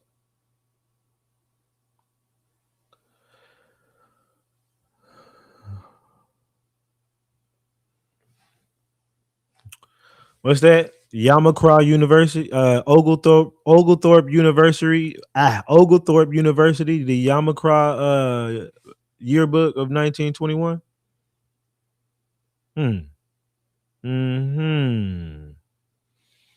Yeah, why would they use that name? But we know. Okay, so before we get off too far in the weeds. But that's why I know for y'all, when I show y'all my shit is so solid, I be knowing about this shit and be talking about it and be reading about it. And then when and I can get somebody like oh boy, what's his name? Travis. So I'm gonna start calling him by his name instead of American Ancestry Decoded. You know, he does amazing work in other people's researches that I can look at and be like, damn, and I can put these pieces together. And it's helping me put the pieces that I've been saving all together. And I always got screenshots of it. Think about that too. I usually never have to go looking back for shit. That's how much shit that I save that I think and know is going to be important. I may not know exactly why the hell I was screenshotting Oglethorpe in the goddamn university, but I had to screenshot it. I may not know why I do these things, but it's the ancestors. Okay. But okay. So let me let him go back in. He said we beat up Tariq over here. He ain't saying nothing. I know that's right. Chief EJ shit. If you got, I hope he go on the Chief EJ smoking panel. That shit, boy, he won't last. He won't last a hot 30 seconds. That nigga be done got off the panel. If we nigga done got clowned and debunked in 30 seconds, nigga, on Chief EJ shit. He ain't playing no motherfucking games. Let's see here. All right, let's go. Well, there is a Chief Tomochichi who's nephew, Tuna Howie, is presented in London under a maintenance and education arrangement. He said that Tomochichi was presented over there under a maintenance and what education? Let's listen. Whose nephew, Tuna Howie, is presented in London under a maintenance and education arrangement. Maintenance and education arraignment. And he said it was his nephew. So my bad, I may have it wrong. It's been a minute since I've studied the Tomochichi, but I'll show you here. Tomochichi. You can see I got several receipts on the radio with him on it. Tomochichi, the Miko of the Yamacross, branch of the Creek Nation, built and moved his people in 1735, 2 years, right? I got all kind of shit about it, right? I watched videos about it. White folks was talking about it. I was like, oh, this story was really fascinating. Actually, there's a painting of him actually being going to there, and also found out at a later time. These are some white folks video I was watching about it. Found out at a later time that his I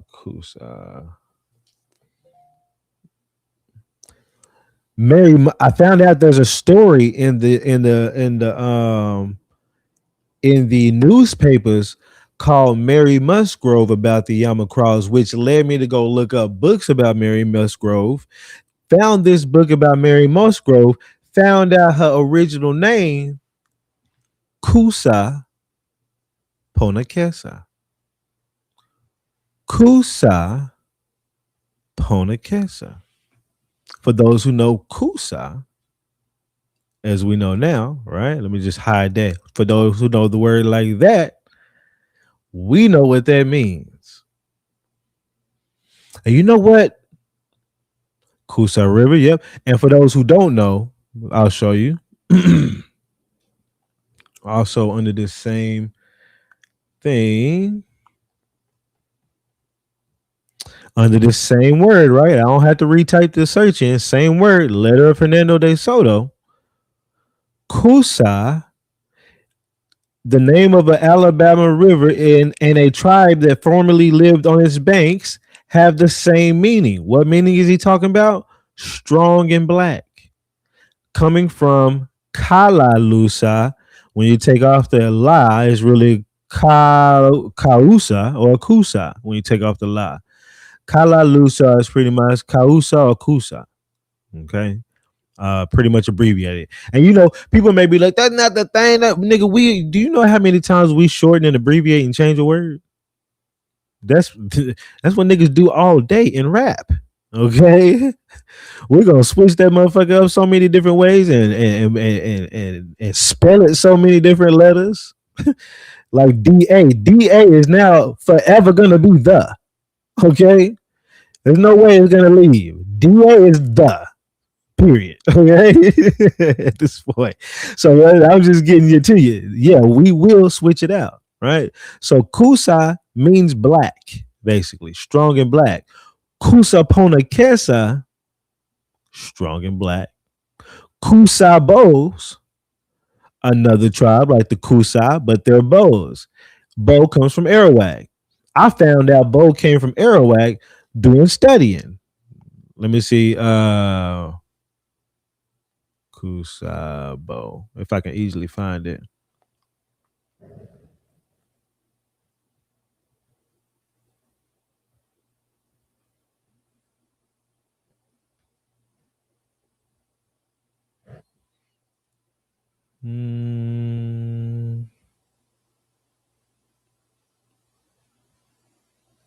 It's gonna be. I was doing heavy Geechee research at this time. Heavy Geechee research at this time. Hell, it done. Long story short, it's probably on one of these. But the bow part comes from Arawak, and they said it here in one of these documents, right? Oh, here it is. Here it is. Here it is. Let me give him a little pointer. Yeah, this is a fire ass motherfucking live stream video right here today. Bo. Blair Roots suggests that Bo suffix and other evidence may contain a relationship to the uh Arawakan languages. Okay. To the Arawaks. And you know what I found after that? When I did a video about that, people from that area say, man, we go around saying, what up, Bo? What's happening, Bo? All the time. I said, come on, man. We are who we are. We've been who we've been. Okay. And Kusabo is strong black Arawaks. Strong and black Shatas, because it's a Shata word. I didn't sort of show that, but it's the Shata word, strong and black, Kusa, Kala Lusa, and also Lusa is black. Kusa is strong and black. Kala Lusa strong and black. There's the Kusabos. There's Kalusas. There's the Kalusa tribe. Pretty much the same thing. Kala Lusa, Kalusa. The Kalusas probably, if I'm not mistaken. Do I have someone there?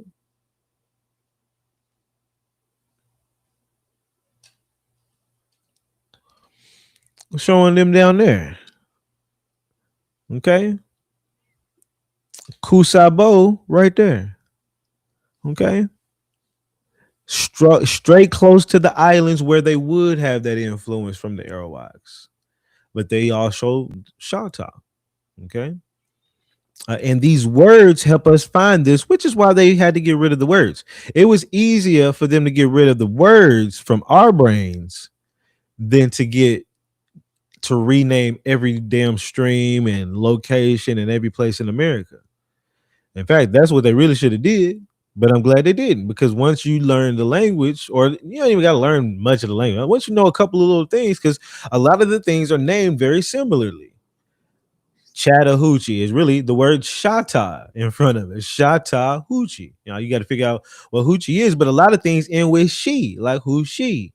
Well, we know that they talk about us being like, some people say Amaru she or she Amaru or something. There's an XI, the she, like the She dynasty, I think, and the whole Asian thing with she or some shit. Your chi, Yama she, Chattahoo she, Alabat she, Alpalat she. Okay, there's a lot of them out there. And it's these things that we don't even realize. And it's very similar to us in our surnames. A lot of surnames like Moore, Black, Dunn, and all the other ones that denotes a brown and black complexion that I went through, Duffy and some other ones, Schwartz and some other ones. We would literally name certain things in a similar fashion after somewhat complexions for particular reasons. Now, not everything is like that. There's other names that are named after other things, obviously, but there are many things that we can see that, and there's a lot of clues left. So let's keep going. I'm all off into the weeds. Let's let them keep going, because we're really talking about the asylums. Let's get back to the asylums. His tutor bills include language and surveying. On return, Tunahowie ends up as an interpreter and field aide. And guess where he's working? On the Golagichi. That's right. Let's listen to that again. Hold up. Go back. As long as the Indian remains alive. Then you have Governor Oglethorpe, the so-called founder of Georgia, and a Tunahowie. Well, there is a Chief Tomatichi whose nephew, Tunahowie, is presented in London under a maintenance and education arrangement. His tutor bills include language and surveying. On return, Tunahowie ends up as an interpreter and field aide. And guess where he's working? On the Golagichi. That's right. Yamasee or Yamacraws came from the Yamasee. From when you read about it, and I think I got a passage, I just don't want to have to find it. The Yamacraw were noted to be a tamer, less warlike version of the Yamasee. Sound pretty, you understand what I'm getting at? They wasn't as mean. Okay. So here you have a story. Tomochichi sends his nephew out over to London, comes back as an interpreter and a field surveyor, like somebody who can survey lands that they already know about and, help them map out areas to start colonizing and calling their own, right? He said he have them at the Ogeechee River.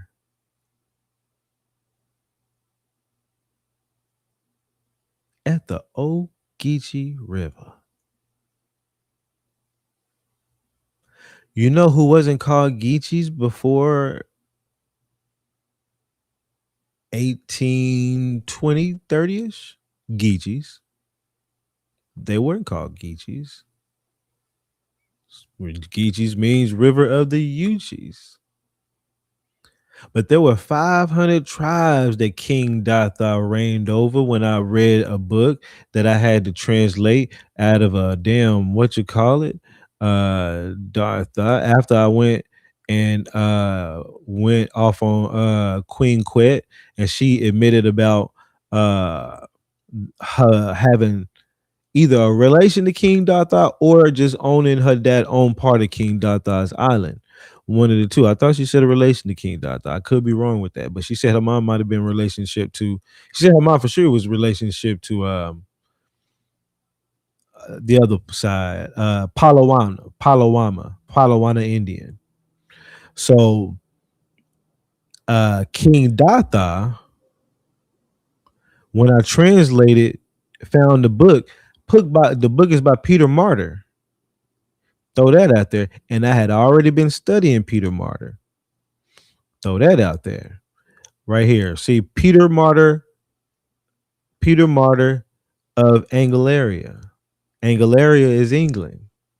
Okay. I had already been, and I took this book. I found this book on the Daltal History Island site, but I already had it saved. I just didn't read through it like that. And I didn't know which pages because it's in a different language. So obviously this told me, nigga, look at this page. Translated it. Translated other pages too.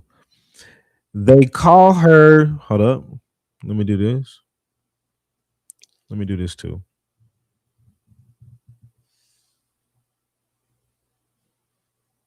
Motherfucking documentaries is gonna be explosive. Yeah. I hope y'all fucking with the documentary, upcoming docs when they come out, boy. I'm gonna have all the answers now on these topics, on these particular topics. It says they call her Queen King Datha reigns over.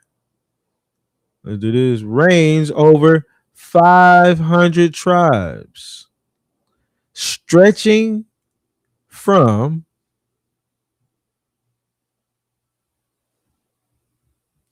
one sea to the other.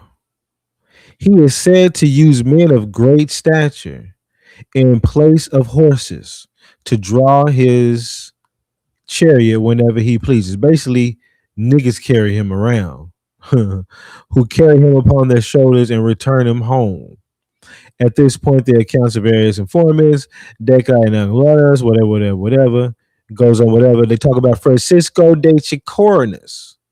Francisco de Jacora ends up, he's one of those Indians. I think Francisco de Jacora is Tomochichi's nephew that he's talking about, but that could be a slightly different person. But he basically was one of those Indians that went away, came back, got baptized into the Spanish, so they changed him to Francisco de Jacora instead of what his name was prior. I gotta go remember. Franciscus Chicornus. That's the Latin way they say it. But they changed his name to that. Long story short, anyways. But I did not know that when they came back as an interpreter and a land surveyor, I didn't know that they stationed them at the Ogeechee River. This would be near the time where we're starting to get near erasure for both the Amasis and the tribes that eventually become Geechee, which eventually become Africanized to become Gullahs. But okay. Boy. Okay, let's keep going. My bad, y'all. I ain't been appreciate y'all on the show. What's up, Tabitha? And appreciate anybody I've missed. I gotta cook. Your boy gotta cook. And appreciate y'all over there in YouTube world. It say it has nothing to do with Hebrew, Aramaic, or biblical language. Short answer, no. Kusai is not Kush. Kusa and Kush are two completely well. Somebody must have said it was Kush. I didn't say it was Kush. From two completely different histories. You said great continuation, Samuel. Great work, much appreciated. From 21 generations of Palatine. Appreciate that, Mama Chief Palatine. She said, you posted you posted it and you said it has nothing to do with Hebrew, Aramaic, or biblical languages. I see what you posted there. Jackson Harlem. I didn't think about the Biloxi. What up, Jackson? You over there? Oh, I see you over there, Jackson. You over on the YouTube side of the game today. It does look really. It sounds better over there.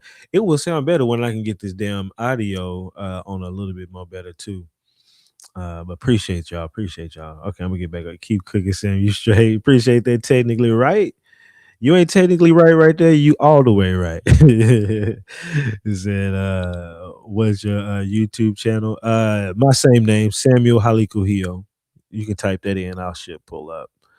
Can you find the religious practices? I do have some saved. We used to say things like hallelujah.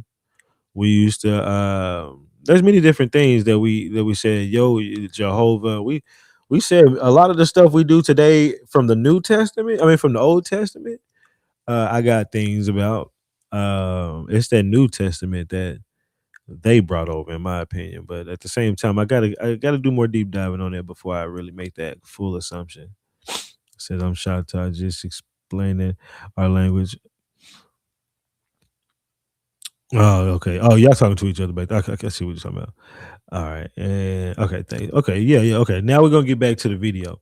But King Dr. reigned over, and you talking about Tomo Chichi's nephew going over to there coming back. Let's see what he says after that. Whose nephew, Tuna Howie, is presented in London under a maintenance and education arrangement. His tutor bills include language and surveying. On return, Tuna Howie ends up as an interpreter and field aide. And guess where he's working? On the Golagichi. That's right. He's there to missionize and keep an eye on his own people. And like Lord Berkeley and other aligned shareholders were their guarantors. They were providing the money. So the way this works.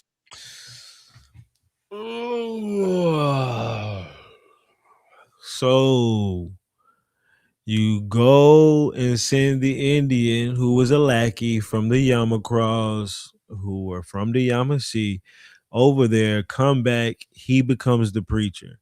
I even got a damn I don't know what word can I put in to find it fast. Indian and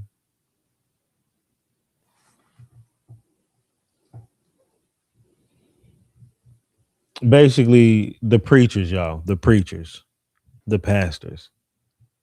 Indian, as if we didn't know, right? As if we didn't know they was leading us down the wrong path the whole time. You know, when I started telling you, when he started talking about baptisms and baptismal records being utilized, all of us people who were baptized, like myself, should have already had our minds turning. And it's even funny because yesterday I was talking about how I think I was talking to Rashad about it or somebody about it, how Tasha Z was telling me that I forgot she uses she in her thing, Tasha She. I need to ask her why she chose that. That she talked about how you could be arrested and unalived if you didn't pay your taxes. Not taxes, I'm sorry. Tithes. Because I started seeing like laws about people not paying their tithes and shit like that. And I was like, what? Tithes, nigga? What the hell? And that's I didn't know how much of a stronghold the church had over on us, literally. You know, like as if you can call the cops on a nigga if you don't get them tithes.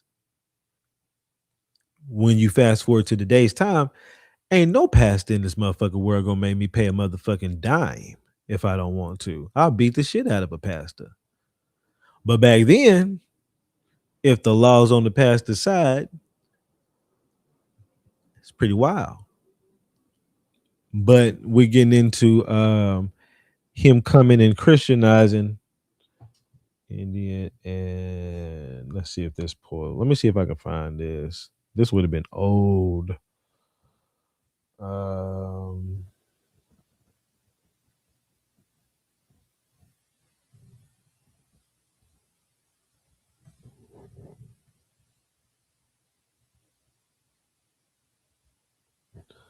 To be honest, I feel like it would be on my phone. It's so damn old since I wasn't I used to heavily save a lot of shit to my phone, but it could be on my other phone. I mean, my old phone, Indian, and because that's a fire receipt to go with this whole situation. And it's so dope and crazy. I can remember all these damn receipts. I just gotta remember where to find them. But in my head, this is in that it's somewhere in my motherfucking head like a hard drive. Negro, mulatto, servant, slaves in time, wherever disorders, Indian, mulatto, servant, majesty, subjects. This ain't the same, but this looks pretty interesting. Like I want to read that. So, but hold on. Indian ink.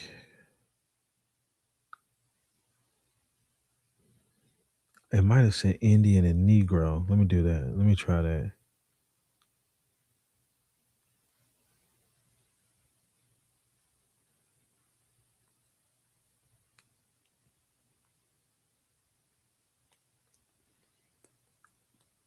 On the end, man. Oh, whoa. Yes, sir. Yes, sir. Is this it? Negroes causing it? Yes, sir. Okay, hold up. That's it. When I look, shit. AirDrop to my iPad. Shit. I got visuals because that's the thing. It's one thing to have the story and to say, hey, this happened, this happened, this happened, this happened. It's another thing to have a visual for everything that happened. Whole nother thing. Now you can't deny me. You'd be like, bitch, you can't deny I just slapped you in the face with these motherfucking facts. Okay. Let's look at this. I found this long ago, y'all. Saved it. Didn't know I would need it. 1743, very close to this time frame of the Yamasee War, 1715. Whole skirmish happens after that. After that, who's left up there? Yamacraws, possibly, since they were lackeys like that with Tomochichi and them. And your Oglethorpes. This would have been after that. During what he was just saying. Let's read this. The society, hold on, you know I got to get my damn pointer. It's probably the most fire live I done ever did. God damn. The Society for Propagating the Gospel in Foreign Parts.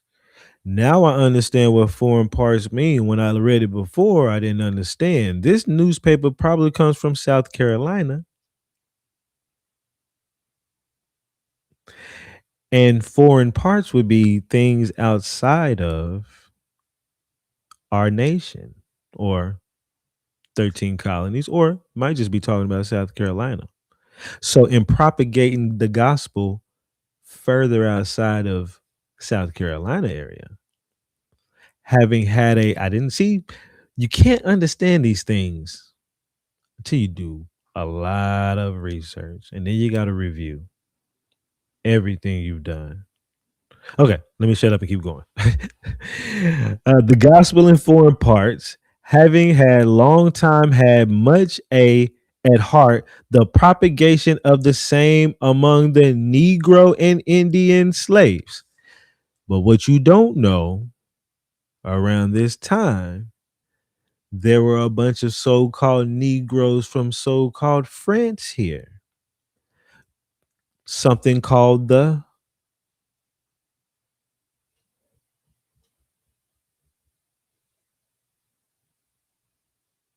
Book of Negroes. They made a movie, right? Now, what really happened just kind of depends. But if you go here, all this shit is coming together, man.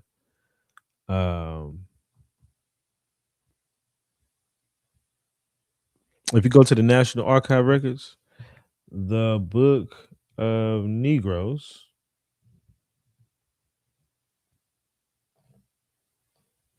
you can see the actual registries for those books of Negroes, the inspection rolls and everything, their names. This, look at that date, 1793. We're looking at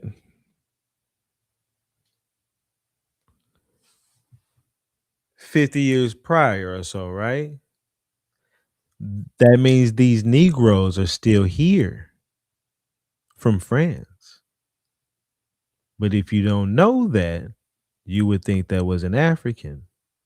See? They're not going to tell you that either. And that would be kind of a hard thing to put together.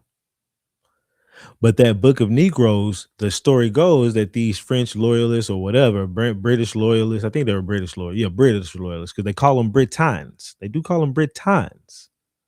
Briton loyalists.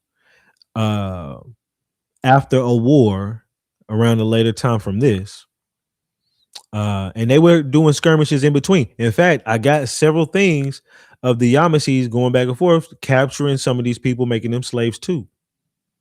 It's another story. But after that war, in the later time, they decided that the black people, that so-called Negroes that were Black Britain loyalists, instead of allowing them to stay in the United States, appreciate I just seen it. What's up, Nikki? I just seen that. Sorry, y'all. I hadn't been looking. Y'all know, but y'all know I love y'all. Everybody, I'm gonna get to y'all for real. But in the United States, and there's a lot of people watching too right now, man. I appreciate all of y'all in here, man. I really do. There's 68 in the TikTok, 51 on the on possibly the YouTube, Twitter streams. I don't know which number that it represents on here, because I got 3 streams going on. Facebook, YouTube, and Twitter, and so I don't know which one this number says, but either way, okay, let's get back to it. So this Book of Negroes, basically, after whatever war, they sent those, that register is them sending off. Let's just say they said they're sending off 3,000 Negro Britons to Canada, and they sent them to Nova Scotia. Now, were they Negro Britons, or were they indigenous people who were already here? I don't know. Could it be mixed in? Who knows? But there was a difference. They knew who a Negro was and an Indian was, just like they knew who that now, right? Okay, so let's keep going. So that's what's so amazing back there. So they start talking about propagating it. It says the heart of propagation the same among the hearts of the Negroes and Indian slaves. In His Majesty's colonies in America, we're talking about the colonies, His Majesty's colonies have lately resolved on the following method of pursuing his good end. I think it means by purchasing some country born hold on, I'm sorry. They said they found a method for propagating the Bible throughout the colonies, outside the colonies, basically. And they're about to tell you how they're going to do it. The way we're going to do it is by purchasing some country-born young Negroes. How come not country-born Indians? But okay, young Negroes, causing them to be instructed to read the Bible and in the chief principles of the Christian religion, and thenceforth employing them as schoolmasters.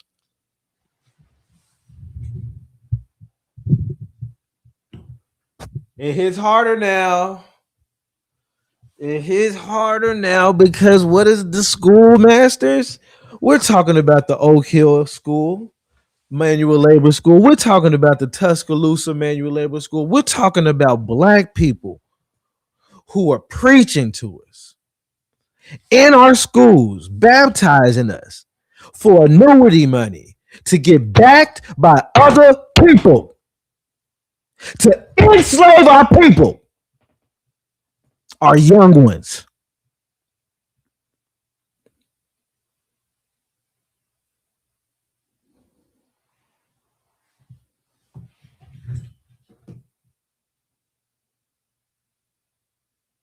My neighbor's probably gonna think I'm beating the shit out of somebody.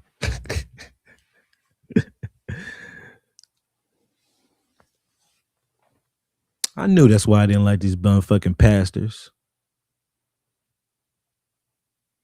Oh, and they got a big ring doing it. We think it's just tithe money and goddamn motherfucking greediness.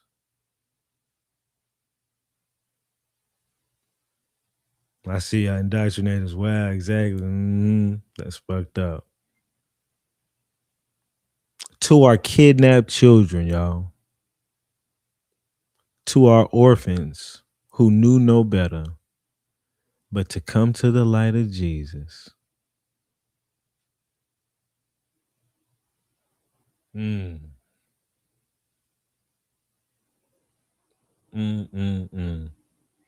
100 black preachers and 100 black coffins. Wait, can you explain that again? What's up, Native Son God? Woo. Yeah, I know it's a lot. So Tomochichi was one of the first people of the Yamakra, which comes from the Yamasee, who was sent over to England to come back here. I don't want to say one of the first ones, at least in the Southeast. Because let me not say I don't know what happened up north, right? They could have taught somebody else and did it up north too. But in order to start propagating the Bible outside in foreign countries from the 13 colonies, meaning before they come over, do the Dancing Rabbit Treaty, 1803 Western expansion, getting into those areas, baptizing through missions. Those missions used to baptize you via in order to get papers.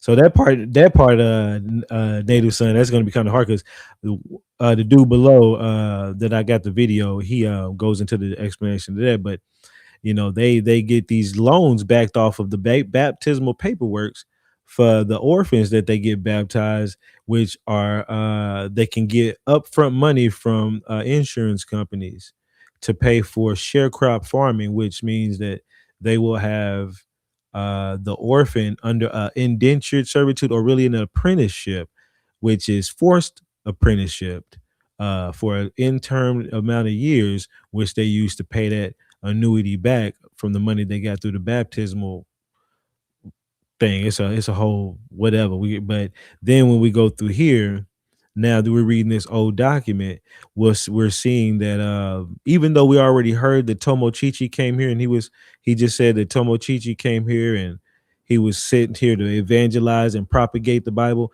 We got a document right here showing that yeah, we're about to hire us some young Negroes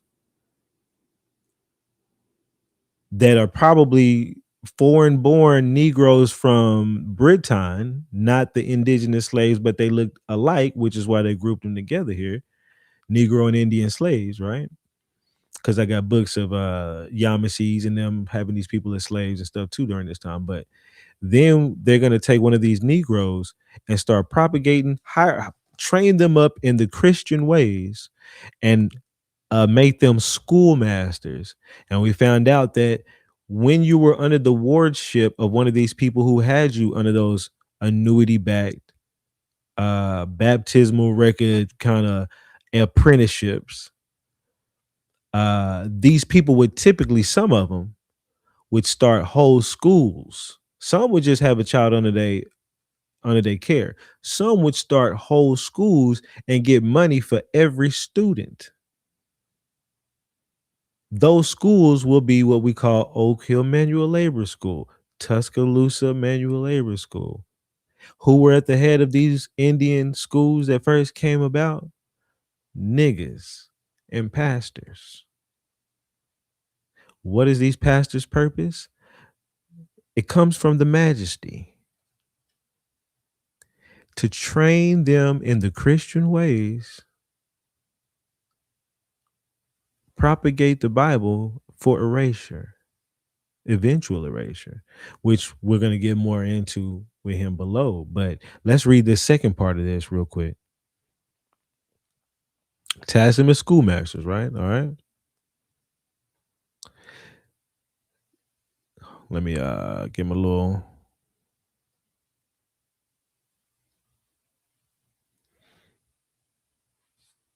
By purchasing some chunk, blah, blah, blah, blah, tasking them as schoolmasters to be instructed in, okay. Where did I stop at? Schoolmaster. Okay, I see. Okay. So the schoolmasters right here, right here. Okay. So they're going to employing them as schoolmasters. And it says under the direction of proper trustees. For the same instruction of all such Negro or Indian children as may be born in said colonies. In pursuance of this method, the said society have purchased 15 months ago 2 such Negroes who have already said to have been serviced this in the province and have since appropriated one of them for the same in Charlestown, who will be sufficiently qualified for in a few months, and whom all the Negro and Indian children, and this I gotta find the rest of that. What? And if I don't gotta say it, I gotta find it. Whoops. Again, like I didn't have to have this motherfucker saved. Oh, it was in my phone. I didn't have to save this motherfucker when I saw it. But your boy had it saved. You gotta think about that. Like, man, this nigga be saving shit for real. Damn, I don't have the bottom part of that. I will find it. I'm not gonna find it on this. I want to go ahead and get through the rest of this. Appreciate all y'all. We're at 74 there, 51 there, man. I appreciate y'all.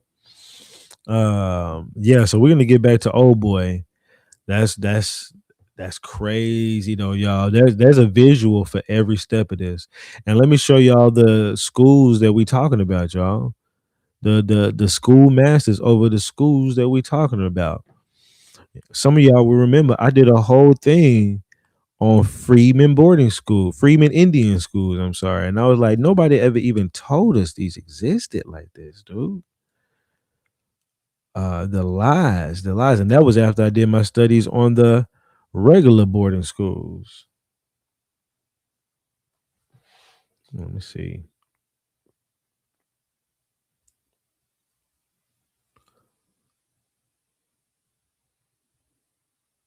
No, that's not it.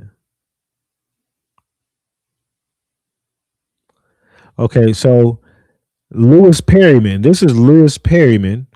He was listed. Literally, they called him. They said he was. I gotta show you that virtually.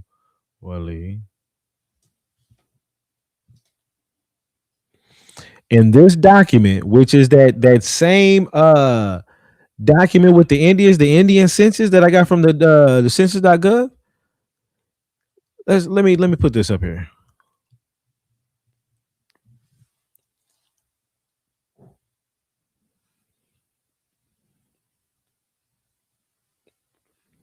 The Negroes are among the earnest workers in the 5 civilized tribes. I wonder why, nigga. The Creek Nation affords the best example of Negro progress. The principal chief, virtually a Negro, comes from a famous family in the Creek Annals. His name is Lequest Chateau Perryman. Okay, he was born in the Creek Nation, Indiana, Indian Territory, educated at the Tallahassee Mission School. Now he was educated there. Okay, what's the Tallahassee Manual Labor School? Well,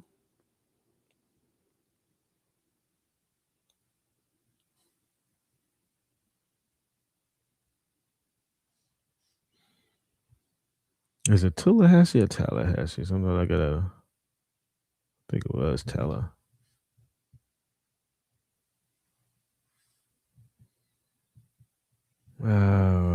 Territory. I always had the hardest time finding this. I don't know why. I don't know why. And I pull it up so many times. I also got an autobiography by Mr. Louis Lequest Perryman. Um,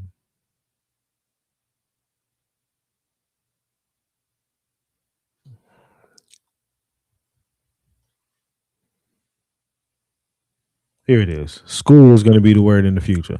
The Tallahassee Manual Labor School, 1891. This is where he went to school. And this takes us back to a photograph of our amazing children. Okay. Full of them. Notice these white folks over here in the corner, but number black folks all the way throughout, so called black. Okay. Holding hands, doing whatever. What the story was behind this fully, I don't know. But as we can see, we kind of got an idea now. Now, well, you know what? It depends on a certain time frame and certain schools. I will. Wow. Okay, I'm starting to get it. I'm starting to get it because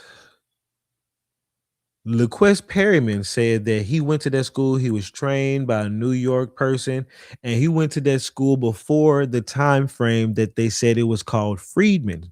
I don't want to have to try to find all these. I'm gonna have to. All this stuff has to connect. I gotta have all this laid out visually. He went to that school. They said that that school changed over to Freedmen later, like 18 after the war, 1865. That's what they want to say. After 1865. Do you want it? They said originally it has the original creeks, and he would have been one of those original creeks. He was virtually a Negro, though. They would try to get away with that and be like, well, he had a little Siberian in him, right? But what happened is they said that the Creek School was opened in 1850 or 30 or 40, somewhere around that. It was burnt down before 1865. Reopened to Freedmen.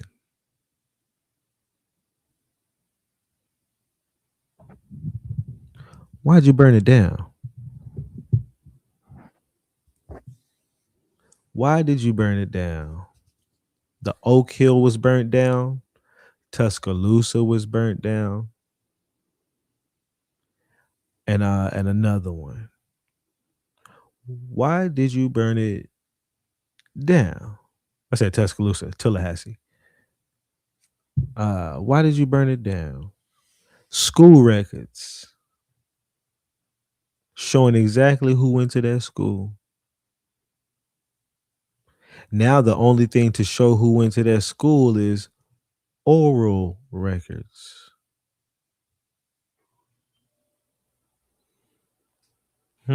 Because what was those schools doing at first? Retraining, re-educating through schoolmasters. our children and having them work and getting paid for it. Let's keep going. Let me bring old boy back.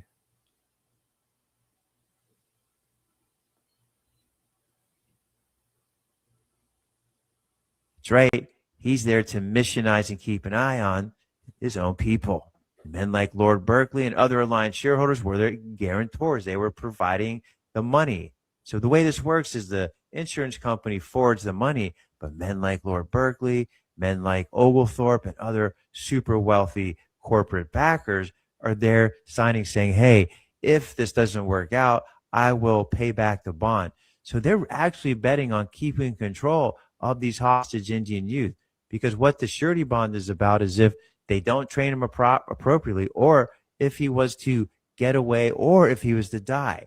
So again, you have this twisted incentive of they've hostaged you, they've kidnapped you, they're totally incentivized to warp and change your mind to adapt to this new system, but their financial capitalist profit motive actually encourages them to keep you physically healthy, physically kind of optimally performing.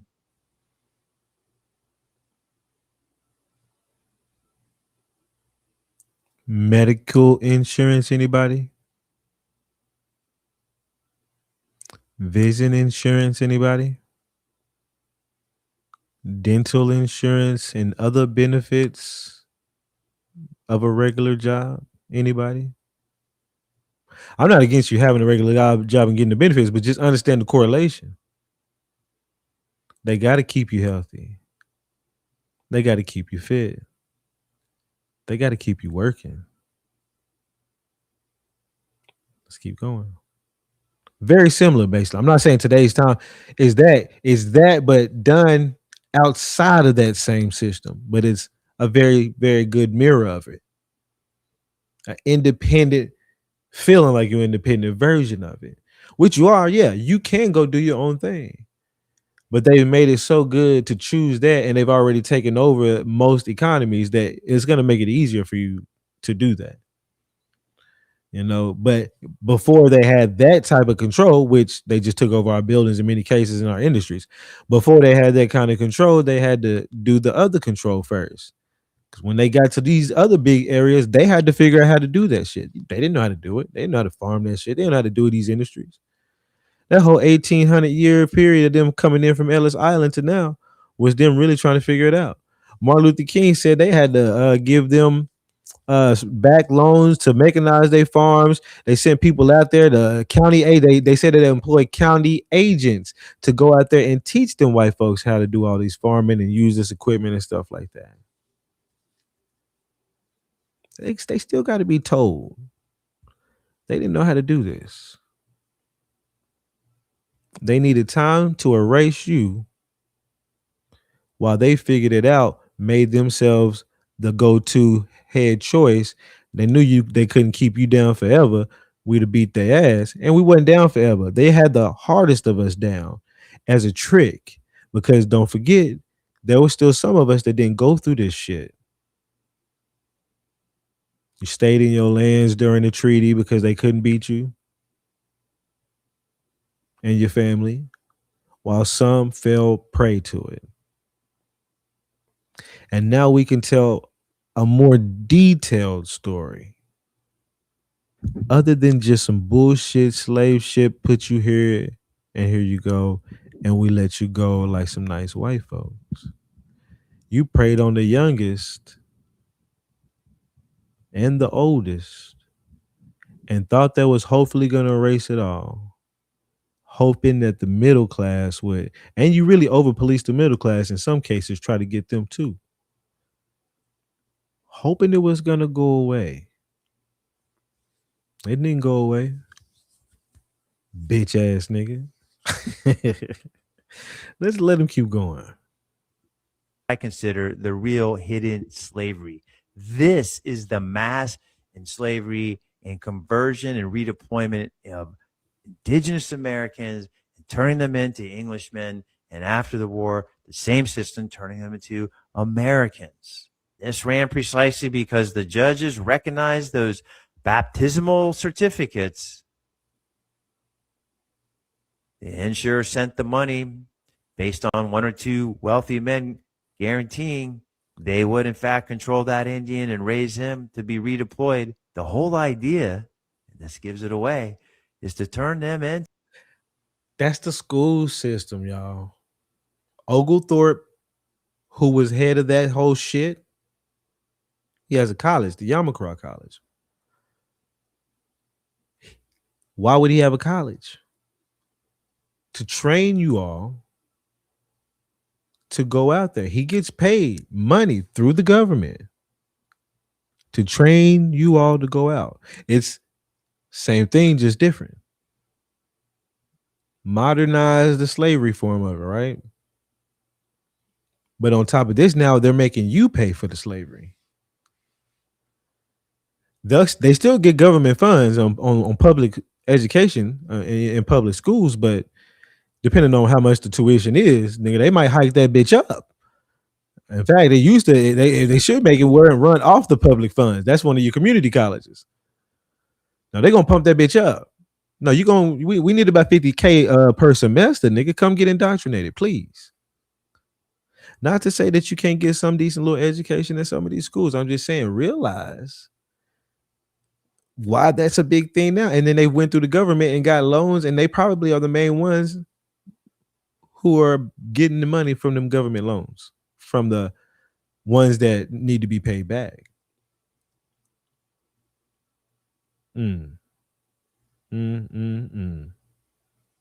Let's keep going. To converted Indians who are fully functioning citizens of England and then America. And what are they going to do? They're going to pay taxes. They're going to buy property and pay property taxes. They're going to have businesses or work in the field. And if they don't, they'll be indentured servants. They'll be working in the house. They'll be working in the field. They'll be. If you don't work, eventually you'll end up either homeless or in jail. If you're in jail, you'll likely work indentured servitude. Remember, 13th Amendment excludes, forbids slavery except. So we won't force you into the system, but if you don't abide by the rules the right way, there's a possibility you can be right back in it. Okay. Be working at the mill under a indentured contract. And later on, not even that. So-called free labor. Regardless, they're not going to be shown as Indians at that point. Again, this process over and over again shows that at 21, they are released with the rights of Englishmen, as long as they remain in. Let's look at that.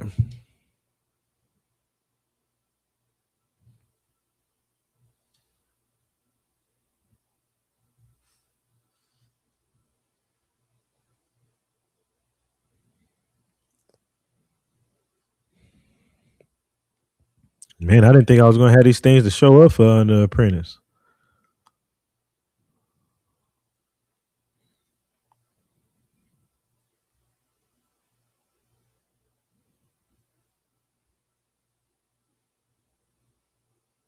Oh, yeah. I looked up the laws concerning masters and slaves, apprentices, in general, binding duties on consideration, money, power of master to correct actions and actions by and against them and their masters, customs of London, assigning and taking care of them on death or bankruptcy. These are like the laws about it.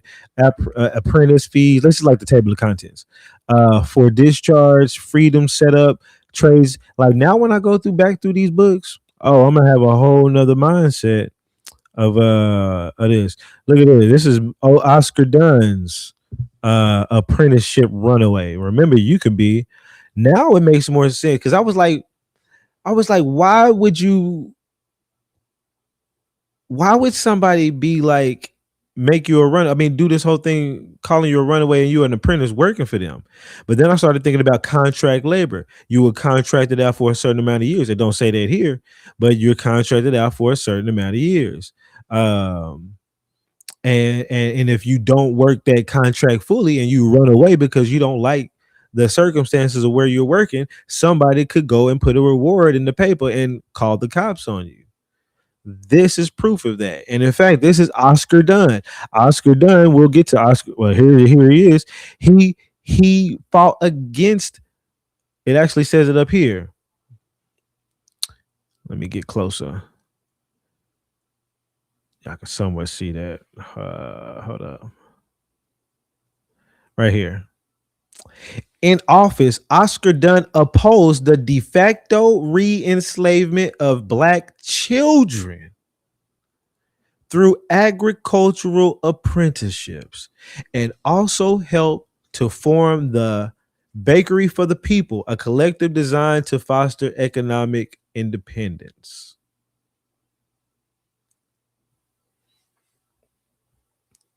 What else I got about these apprenticeships? That's about done again.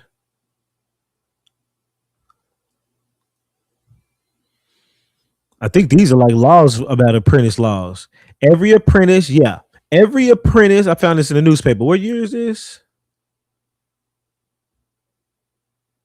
Shit, I don't have what year this is. Every apprentice, let me do it like this so y'all can see it. Every apprentice shall serve until he be 21 years of age, and at that time be entering as an apprentice shall not to be more than 16 years of age, and every boy taken as an apprentice shall be bound to his employer in due form of law. Number 2, no runaway apprentice shall be received into any office in the District of Columbia, either as an apprentice or a journeyman. Wow. People say, we need to get back to those apprenticeships. That's what we need. Yeah. No, I don't know about that. You need to look into that before you say it. I understand the sentiment, but let's keep reading. It says, on the death of his master, or if from any cause the office wherein a boy was indented shall be discontinued, he may be taken into another office and be regularly indented to finish the term of the apprenticeship. After the first day of April 1844, so this is around the time frame we're looking at right there. That gives us a time frame. Columbia Typographical Society will not consider any application or of membership unaccompanied by sufficient proof that the applicant has served the period of 5 years as a regularly indented apprentice to the printing business. After number 5, after the first day of April 1839, so I guess I don't know exactly, but it's some kind of time frame. The Columbia Typographical Society will not permit members of the said society to work in any of the offices where boys may be taken as apprentices to the printing business to serve for a less period than 5 years, and so on and so forth. So yeah, this indenture, look at that. Apprentice puts him into apprentice. That is age 13 years, y'all. God damn, I didn't know I had this shit. Damn, I didn't know I had this shit. During which time said apprentice, his master faithfully shall serve, his secrets kept, his laws command everywhere. It sounds like a non-compete that you would sign for a goddamn job. Bond layup, reconstruction. Yep. I'm sorry, y'all ain't been. Y'all know right now I'm in my mental for real. It says, sorry, my nose is congested. It says he shall he shall not waste his said master's good, nor lend unlawfully to any. He shall not commit fornication. Damn, you can't fuck, bitch. You know what? But you know what? It almost sounds like one of them contracts like they tell you at the job. If you fuck anybody at this job, it's over. Right? You fuck somebody up there, it's over with for you. But people still be up there fucking. The managers fucking, everybody fucking. Right? To a degree. But in here, you will not commit fornication nor contract matrimony until said term. You can't even get married till it's over with. It says at cards. Look at this. Hold on. No way. Hold on. You know this is some business shit, y'all. You know this is some business shit. We've all had shit like this at the job, nigga. At cards, dice, or any other unlawful game, you shall not play, nigga. We're playing games over here. Playing cards and dice. That's wild. But of course, these are kids too. How you gonna tell a kid not to play cards and dice? Ain't that a bitch? Fuck you and your apprentice job. That's why y'all had runaways, nigga. And you never thought about it. Now when you look at a lot of these, unless it says runaway slave and give a age, when you look at a lot of these runaway newspaper articles,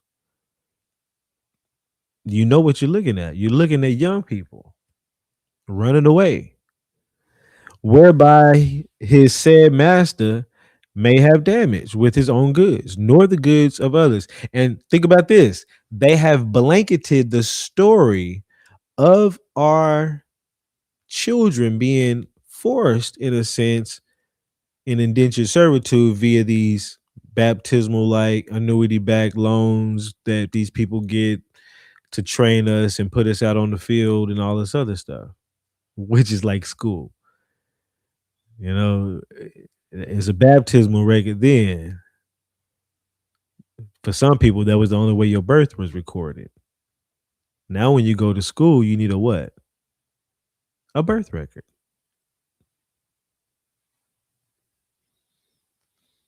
And when you go in to show you your birth records to go to public school, who gets the money to train you from after showing that record? The school, the institution.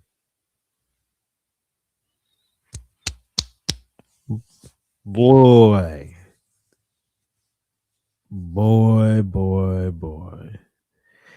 C.R. Gray said, if we look at that in modern day times with the work visas, they violate a few of these clauses. Man.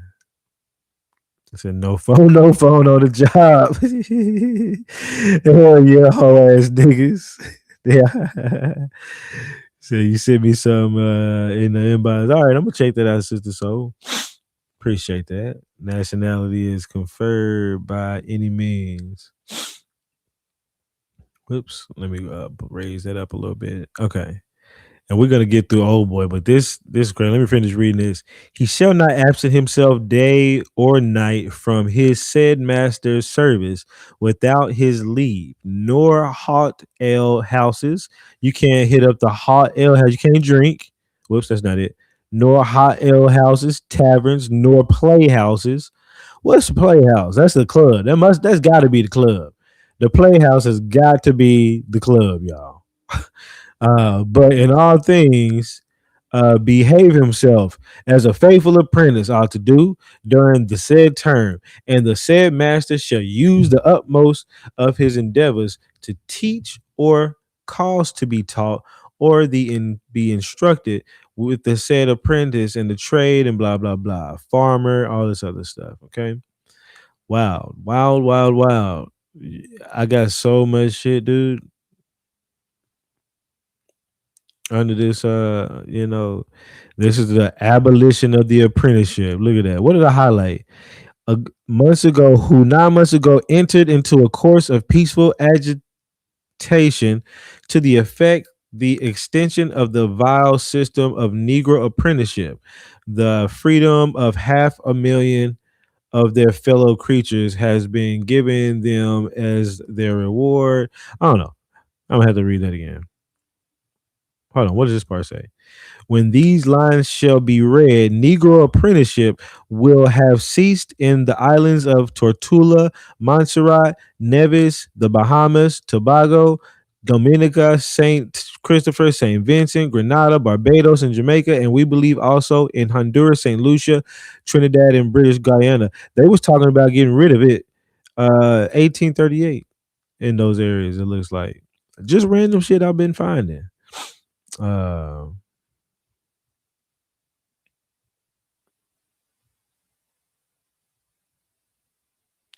Now this is crazy. The word apprentice ain't on here, but it's almost like it knows this is apprentice. Something about apprentice, which is wild. Let's read it because now I got to read it because I see stuff about children and colored. The mixed school question. White children, free school. Okay. We shouldn't have counted about 4,000 colored voters. Okay, I don't know. Man. Yeah, I don't think it's yeah, I don't know why it did that. But okay. Let's let him finish. So we definitely I done drilled that point like a motherfucker. Let's go back. Finish him up. America. This is why I consider them the real Yankees. That's why I have a book off the site, The Indigenous Origins of the Yankee. This is real. They were the builders of the country. As a matter of fact, in 1819, Congress creates the, you can't make this up, Civilization Fund. That's right. The Civilization Fund. I just looked that up. I haven't read it yet. Let me pull it up and then we're gonna let him say it. Well, hell. 1819. Created to finance people fostering and guarding and taking and hosting Indian kids. Started out at $12 a year. Let's listen to that again. The Indian Citizenship Fund. 18. Let's let him say it again. Oh, here it is. 1819 Citizenship Fund. Congress creates fund to civilize Native American people. 1819. Now notice they say Native American. They're trying to change the shit up. That's a .org site. This is a whatever. Do we have any .gov? .gov. Congress. That means it's real. This is it right here. We're gonna read this. We're gonna read that. I haven't read it yet. Let's listen again. A book off the site, The Indigenous Origins of the Yankee. This is real. They were the builders of the country. As a matter of fact, oh, you said it finds stuff in the metadata. That's pretty dope. That's pretty dope. I do like that because one time I put in like feather or something, and it actually in a video, y'all, it found the video and it had a highlighted blue part in the little timeline. When I scrolled through the blue timeline part, there was a feather. I said, get the fuck out of here. And I actually like that because I'm already dangerous with searching through Word documents and searching, through search engines. I love a search engine because it allows me to find something. So now if I could just think of something that's in that video, a pearl or a fucking whatever, it might find it. That's pretty dope. A little intrusive into my documents, but dope. Okay. Let's see. Let's get him going. 1819, Congress creates the, you can't make this up, Civilization Fund. That's right. The Civilization Fund of 1819. Created to finance people fostering and guarding and taking and hosting Indian kids. Started out at $12 a year per head. So starting to understand what those orphan trains were for and why those people were signing on to get those kids. They're working for the churches. They're working for the missions. They're working for your business, your factory. Everybody's writing an annuity on them. They have control of them. Or they're securitizing a group of them to a pool of assets and then getting a loan. They're securitizing the labor. Just like now they securitize a mortgage, you securitize a bundle of automobile debt.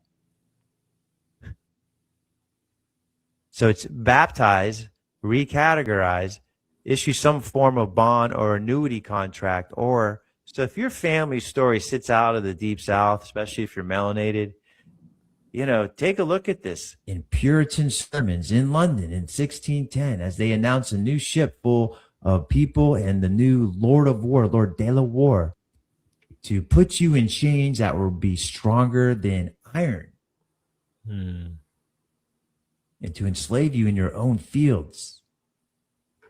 That was always the plan. This is the way they implemented it. This resonates with you. Check out my 2 weekly live broadcasts, Tuesday, TikTok, 9 Eastern. Good job, Travis. Good fucking job, my guy. The way you put that together, found that out, man. The step by step, the correlations to today's modern time, the history, the man. Appreciate that, Travis. I'm gonna have to hit you up at some point directly. Let's move over to this. Let me take that down real quick. Move this over here. Yeah. Wow, man. This was man, I ain't never done a live stream as dope as this one up until this point.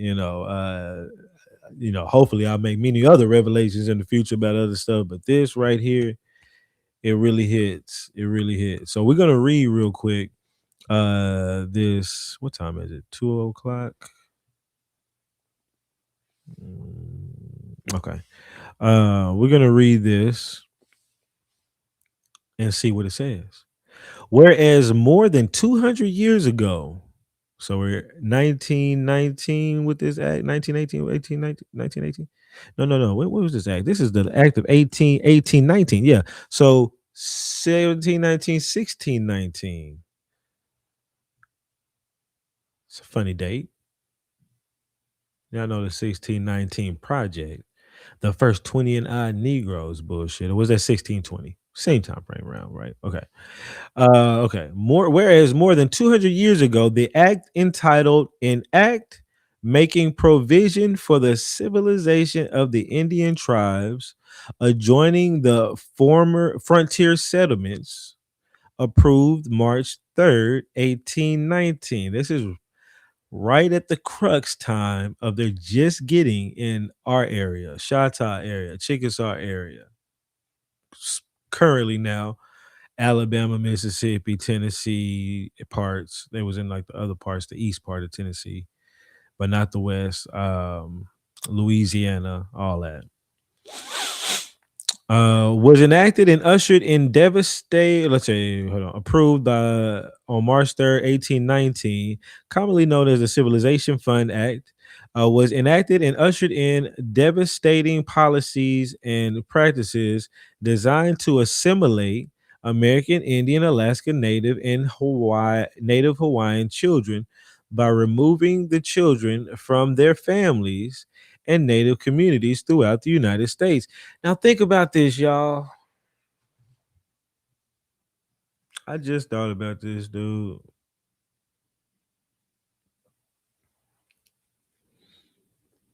They had to give you another story of the fake sending of Indians who are Siberians to boarding schools to make you think that this kind of shit of people being forcefully taken from their parents was them. But we have their tuition papers of them paying and consenting.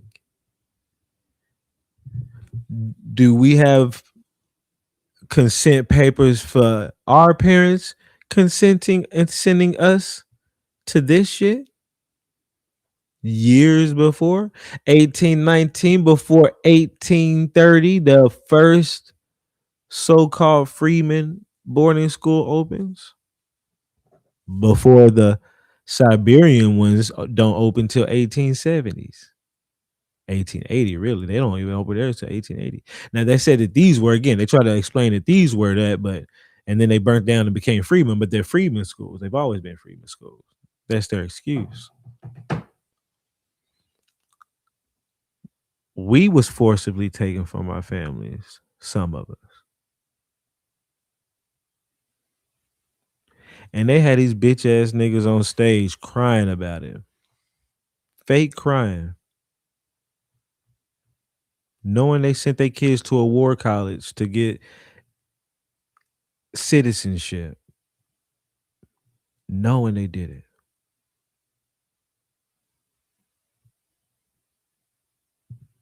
Where they at? I'm figuring it all out now, man. This time frame, at least that I've been working on. Like now, it's all coming.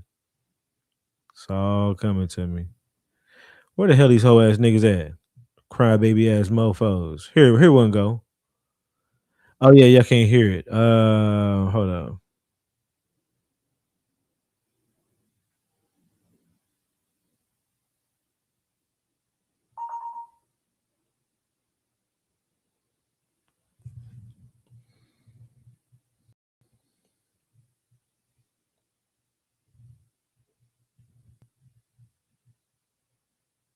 That hearing with her words. I remember seeing my mom crying as she stood and watched 6 of her 8 children being placed on a big green bus and taken to Fort Totten Indian Boarding School in Fort Totten, North Dakota.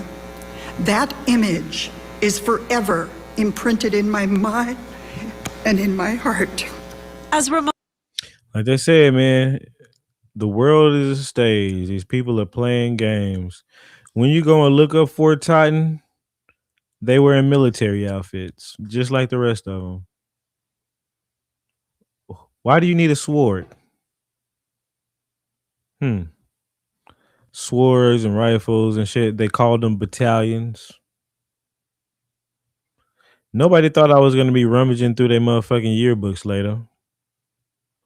Even they band has on army outfits like the other ones.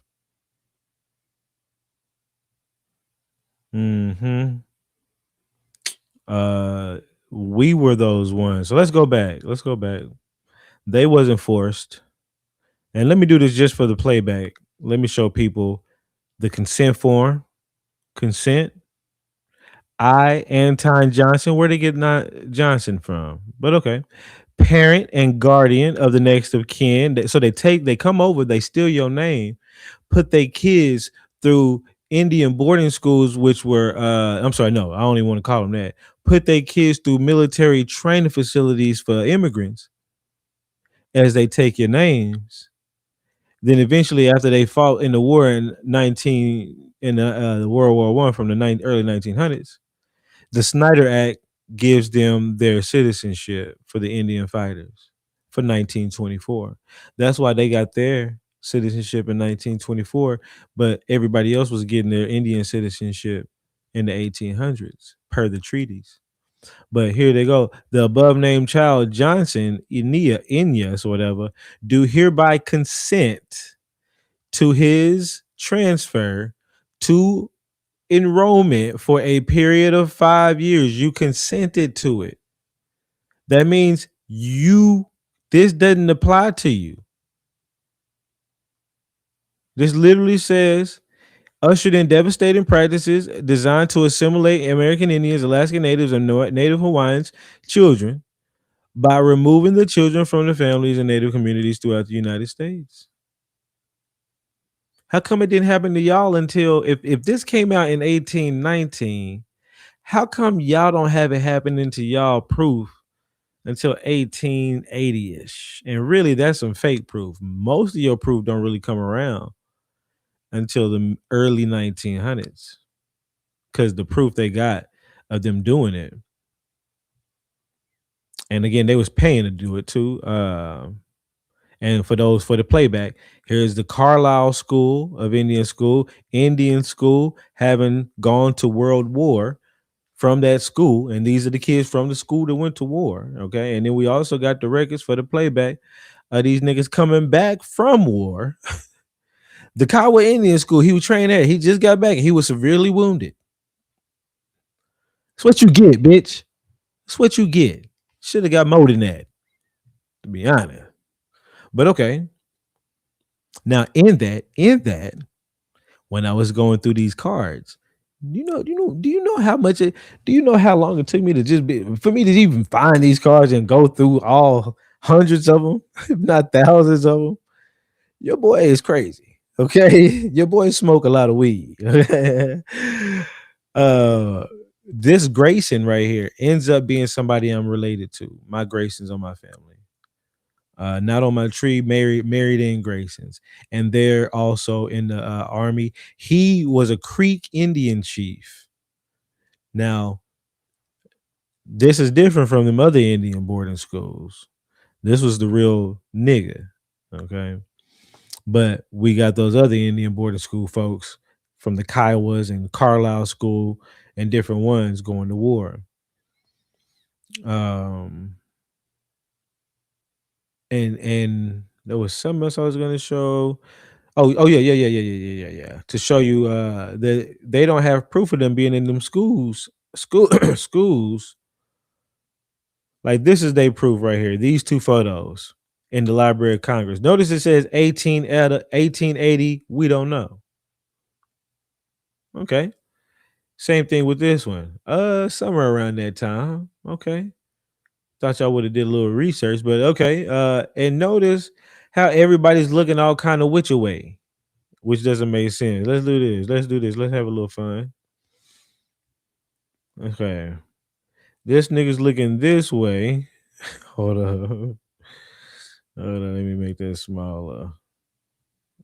I don't think I can make it smaller. He's looking that way for whatever reason. He's looking this way right now. He's looking that way. He's looking at the camera. He's looking at the camera. For some reason, he's looking that way. He's looking at the camera. He's looking that way. He might be looking at the camera. These people looking at the camera, maybe looking at the camera. Why is he looking that way? He's looking this way. He's looking that way for whatever reason. He's looking at some over there. Something's going on that way for that nigga. He's looking off this way. So is he. So is he. I don't know what's going on over there. But he ain't finding it nowhere interesting. He's worried about something going on over there. So yeah. I mean, like, you gotta really wonder, is this the real thing? And this is the Carlisle Indian School, the same one that I was just showing that sent they folks off to war. And when you also look at it for this playback, it's the same Carlisle Indian School that I showed y'all from 1918. Ain't that funny? Around that same time, right? Around the same time as no, not as that bill. That bill's 100 years later. This is 100 years after that bill of 1819. And this is the superintendent of the school looking like a Nazi. And when you go through, you will find that these people looks like they are in military outfits, okay? As well as these people in military outfits, that would be their probably captain or commander or whatever, looking like a Nazi. These they call themselves battalion also, right? Many different ones, and I can show so many different schools doing this. We seen Fort Titan. Let's look at the Navajo yearbook around the same time. Funny, they got rifles in their hands. I wonder what they needed with those rifles and rifle training at the Indian school.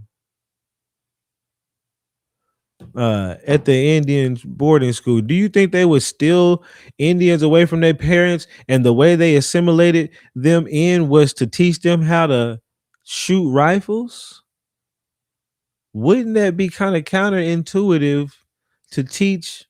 Because for us, they typically try to forbid us from having any kind of pew pew and rifle. But for them, it's fine. It's fine. In fact, it'll be a government issued one, and we'll teach you. We'll teach you.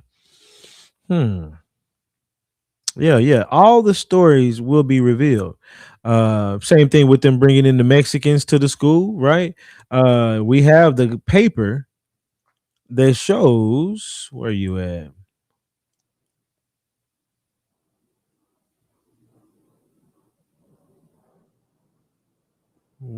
are you at? Because I'm just doing this part for the playback, then we finna finish reading this, what you call it.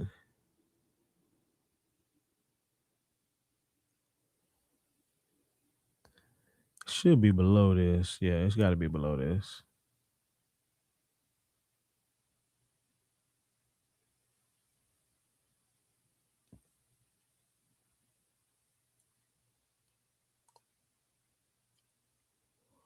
Where you at?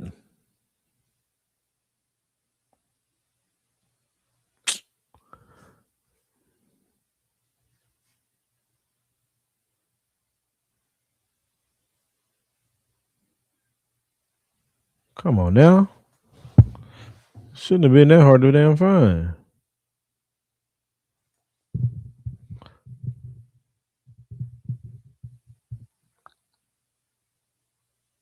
Here it is.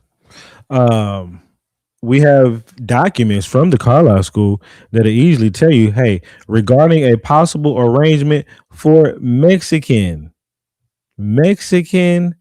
students at the Carlisle Indian School. I am in receipt of your letter for Mr. Carter, acting private secretary to the Secretary Lane, stating that the secretary has called your personal attention our correspondence with the regard of a possible arrangement for Mexican students at the Carlisle Indian School. I have felt a desire for some time to talk about this matter over with you so that all of the steps which we have been led so far in this consideration might be clear, and that we might feel that we have your full endorsement and cooperation. Perhaps it might be well to recount briefly the situation. Some weeks ago, our committee sent to the heads of the colleges, universities, and a few other institutions of learning a letter asking them to consider something of Mexican schools. And I don't have the other side. I need to go find the whole thing. Let me see if I got the other end.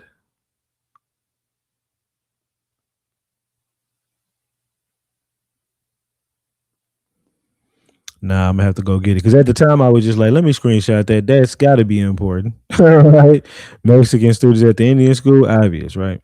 I have to go find it and get it again. But so we see that was going on, and then when I also show you this, that one of these Mexican schools right here from 1922, okay, got people in there that look like that with our names, or people in here that look like this all over the place, Mr. Bustamante and shit like that. But on top of that, these niggas was in a mariachi band. Okay, you can't shake the culture. Sometimes you just can't shake the culture. But let's get back to this whole thing right here and keep going. Whereas the act intended, and I'm gonna have to look this up in the newspaper later, but I'm probably get off of this after here. But it says, whereas the act intended to resolve what the commonly referred to in the United States as the Indian problem, and was based on the unjust brief belief of many that native people needed to be civilized, and that education would be appropriate vehicle or policies of natives. Now, is this the same?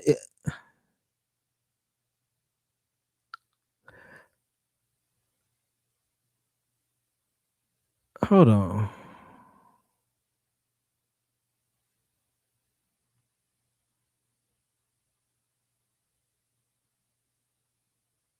This is a report about it. That's what I thought. This ain't the actual act.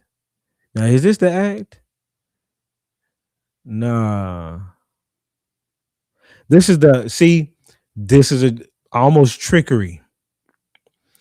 They pass another act that is here for commemorating the day and talking about it, which makes it a little bit harder for me to find the actual act. I want to know the language of the act, not a resolution created later concerning the act. You bitches. Is this it?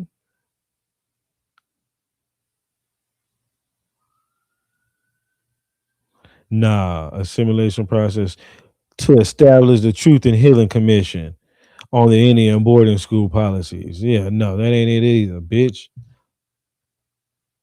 See, I'm gonna have to dig for it. And that is how it works. If you continuously put us like they had Indian Citizenship Day and we were celebrating Indian Citizenship Day, so when you go study and look for Indian Citizenship Day, what's gonna come up? 1924 Indian Citizenship Day. You're not gonna find the old one. What's coming up right now as I try to look for the actual act? The current act, formulated in the same pattern and the same name, but it's a resolution to commemorate it. It just makes it a little bit harder to find. Just a little bit. You're gonna have to go through some things. Let me see. Is this it? The eight. Hold on, we might be there. What was it called? The 1819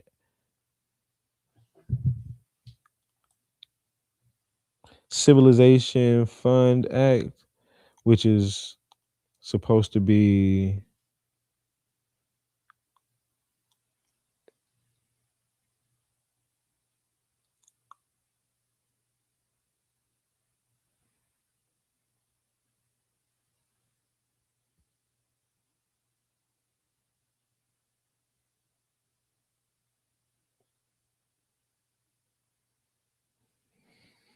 Decline the final stage. Okay, hold on. Okay, let me read this. Be it enacted by the state and Senate. I'm gonna read the ones above it too, but be it enacted by the state and House of Representatives of the United States of America and Congress assembled, that for the purpose of providing against the further decline and final extinction of the Indians adjoining the frontier settlements of the United States, and for the introducing among them the habits and arts of civilization, the President of the United States shall be, and he is hereby authorized in every case where he shall judge improvement in the habits and condition of such Indians practicable, uh, and that the means of instruction can be introduced with their own consent to employ capable persons of good moral character to instruct them in the mode of agriculture suited to their situation, and for each their children in reading, writing, and arithmetic, and performing such other duties as may be adjoined according to such in. Hold on, let me make sure this ain't got to do with the Indians either.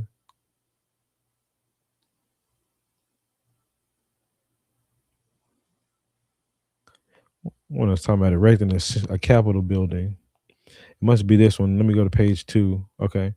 Instructions and rules, and the president may give and prescribe for the regulation of their conduct in the discharge of their duties. Section 2, and be it further enacted that the annual sum of $10,000 be, and the same is hereby appropriated for the purpose of carrying into effect the provision of this act, and in account of the expenditure of the money and proceedings in execution of the foregoing provisions shall be laid annually before Congress. And we're gonna see what's below it, but that 10,000 may not seem like a lot, but remember he said that they were paying them $12 to something dollars a head. Now, if that's how much it is, and back then that was probably a decent amount of money per head or whatever. Now you can see that's quite a bit of money for a lot of students to be paid, for people to be paid. They're not paying the students or the people. They're not students, but that might have been the one. Let's see. And I might have to go somewhere else to get like further breakdown for that one. Let me just make sure this ain't it. Anything. Be it enacted by the state have arisen that the provisions of the 5th section of the Congress entitled an act for the final adjustment of land titles in the state of Louisiana and territorial Missouri passed the 12th day of April 1814 shall be so construed as to extend to citizens of the county of Howard in the Missouri Territory, as established by the act of the legislature by the territory passed the 23rd day of January 1816. Any construction to the contrary, notwithstanding. So this ain't got nothing to do really with the Indians, but I'm still kind of interested in it. Yeah, these acts, period, I'm gonna have to appropriations for carrying into effect treaties with the Wyandottes. Personal right of redemption, preemptive, whatever. Treaty between the Wyandotte, and all the other tribes and Indians concluded at the foot of the rapids of the Miami or the Lake of Lake Erie on September 8th, whatever. And a supplementary treaty concluded with said tribes at St. Mary's in the state of Ohio on the 17th or whatever, 18th, whatever, containment. Okay, whatever. All right. So either way, let me just kind of move this. Boy, my lighting has completely changed since I first got on here. Hold on. Oh, it gives a placeholder. Oh, okay. How do I get it back?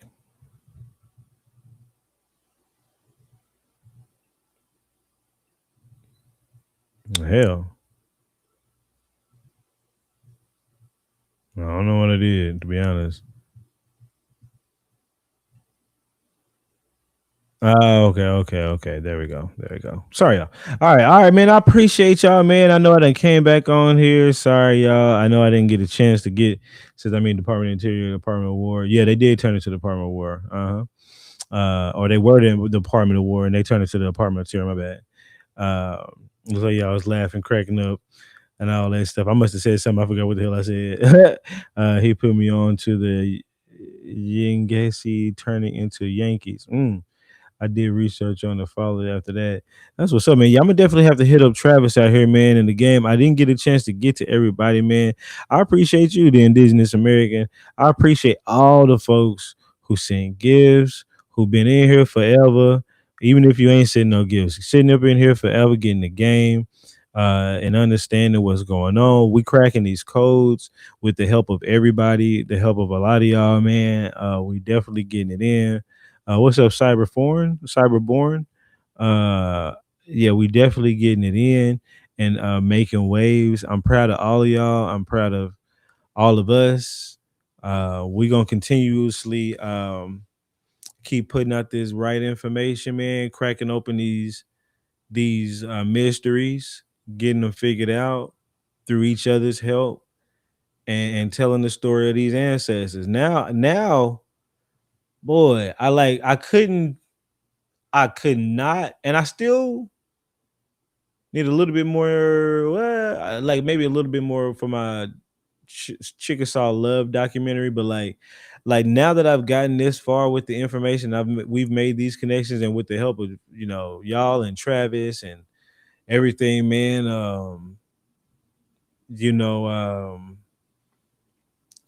I can finally, because I'm not confident if I don't know the full truth. If I feel like there's some pieces missing, like I knew everything he said, everything Travis said earlier, I had already had in my head. I said something happened to the men and women. These children must have been some type of orphans.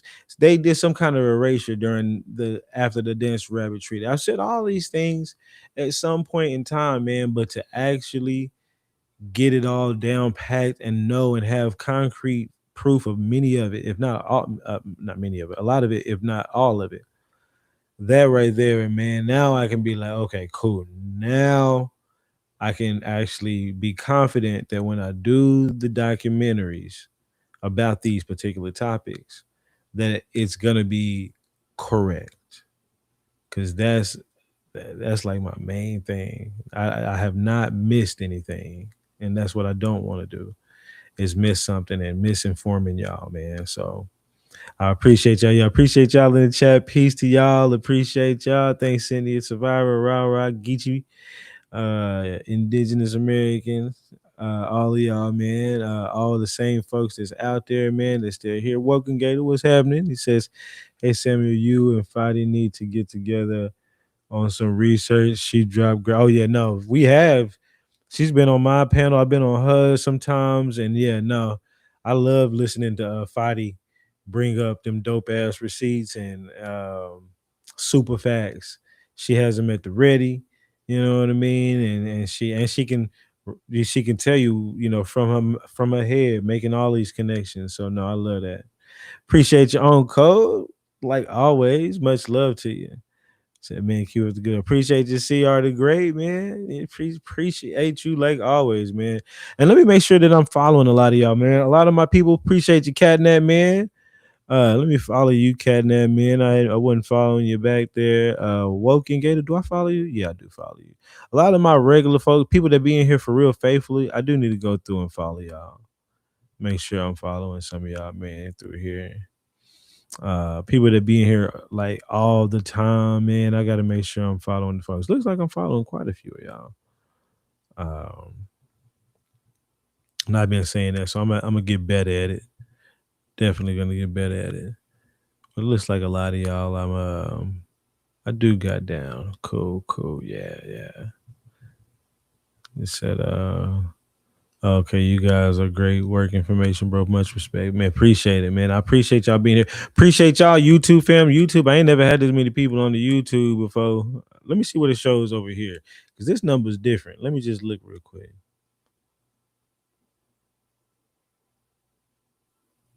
Need an executive to. Yeah, no, it says 44 y'all on my YouTube. How many people on Twitter? So it ain't telling me my Twitter numbers. Let me see what's on the Twit. 187. What's happening to Twitter world? Damn. YouTube. How many people on Twitter? So it ain't telling me. If that's the right number, it says that. That's what it say. And then I'm on Facebook. Let me just see what Facebook looking like. It'd be like 0.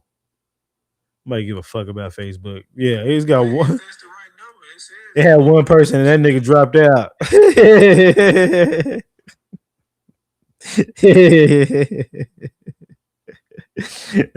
Fuck what this nigga talk about.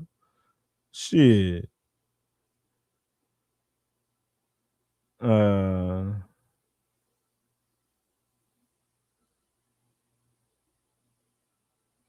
Anyways, all right, man. I'm about to get off of here. Oh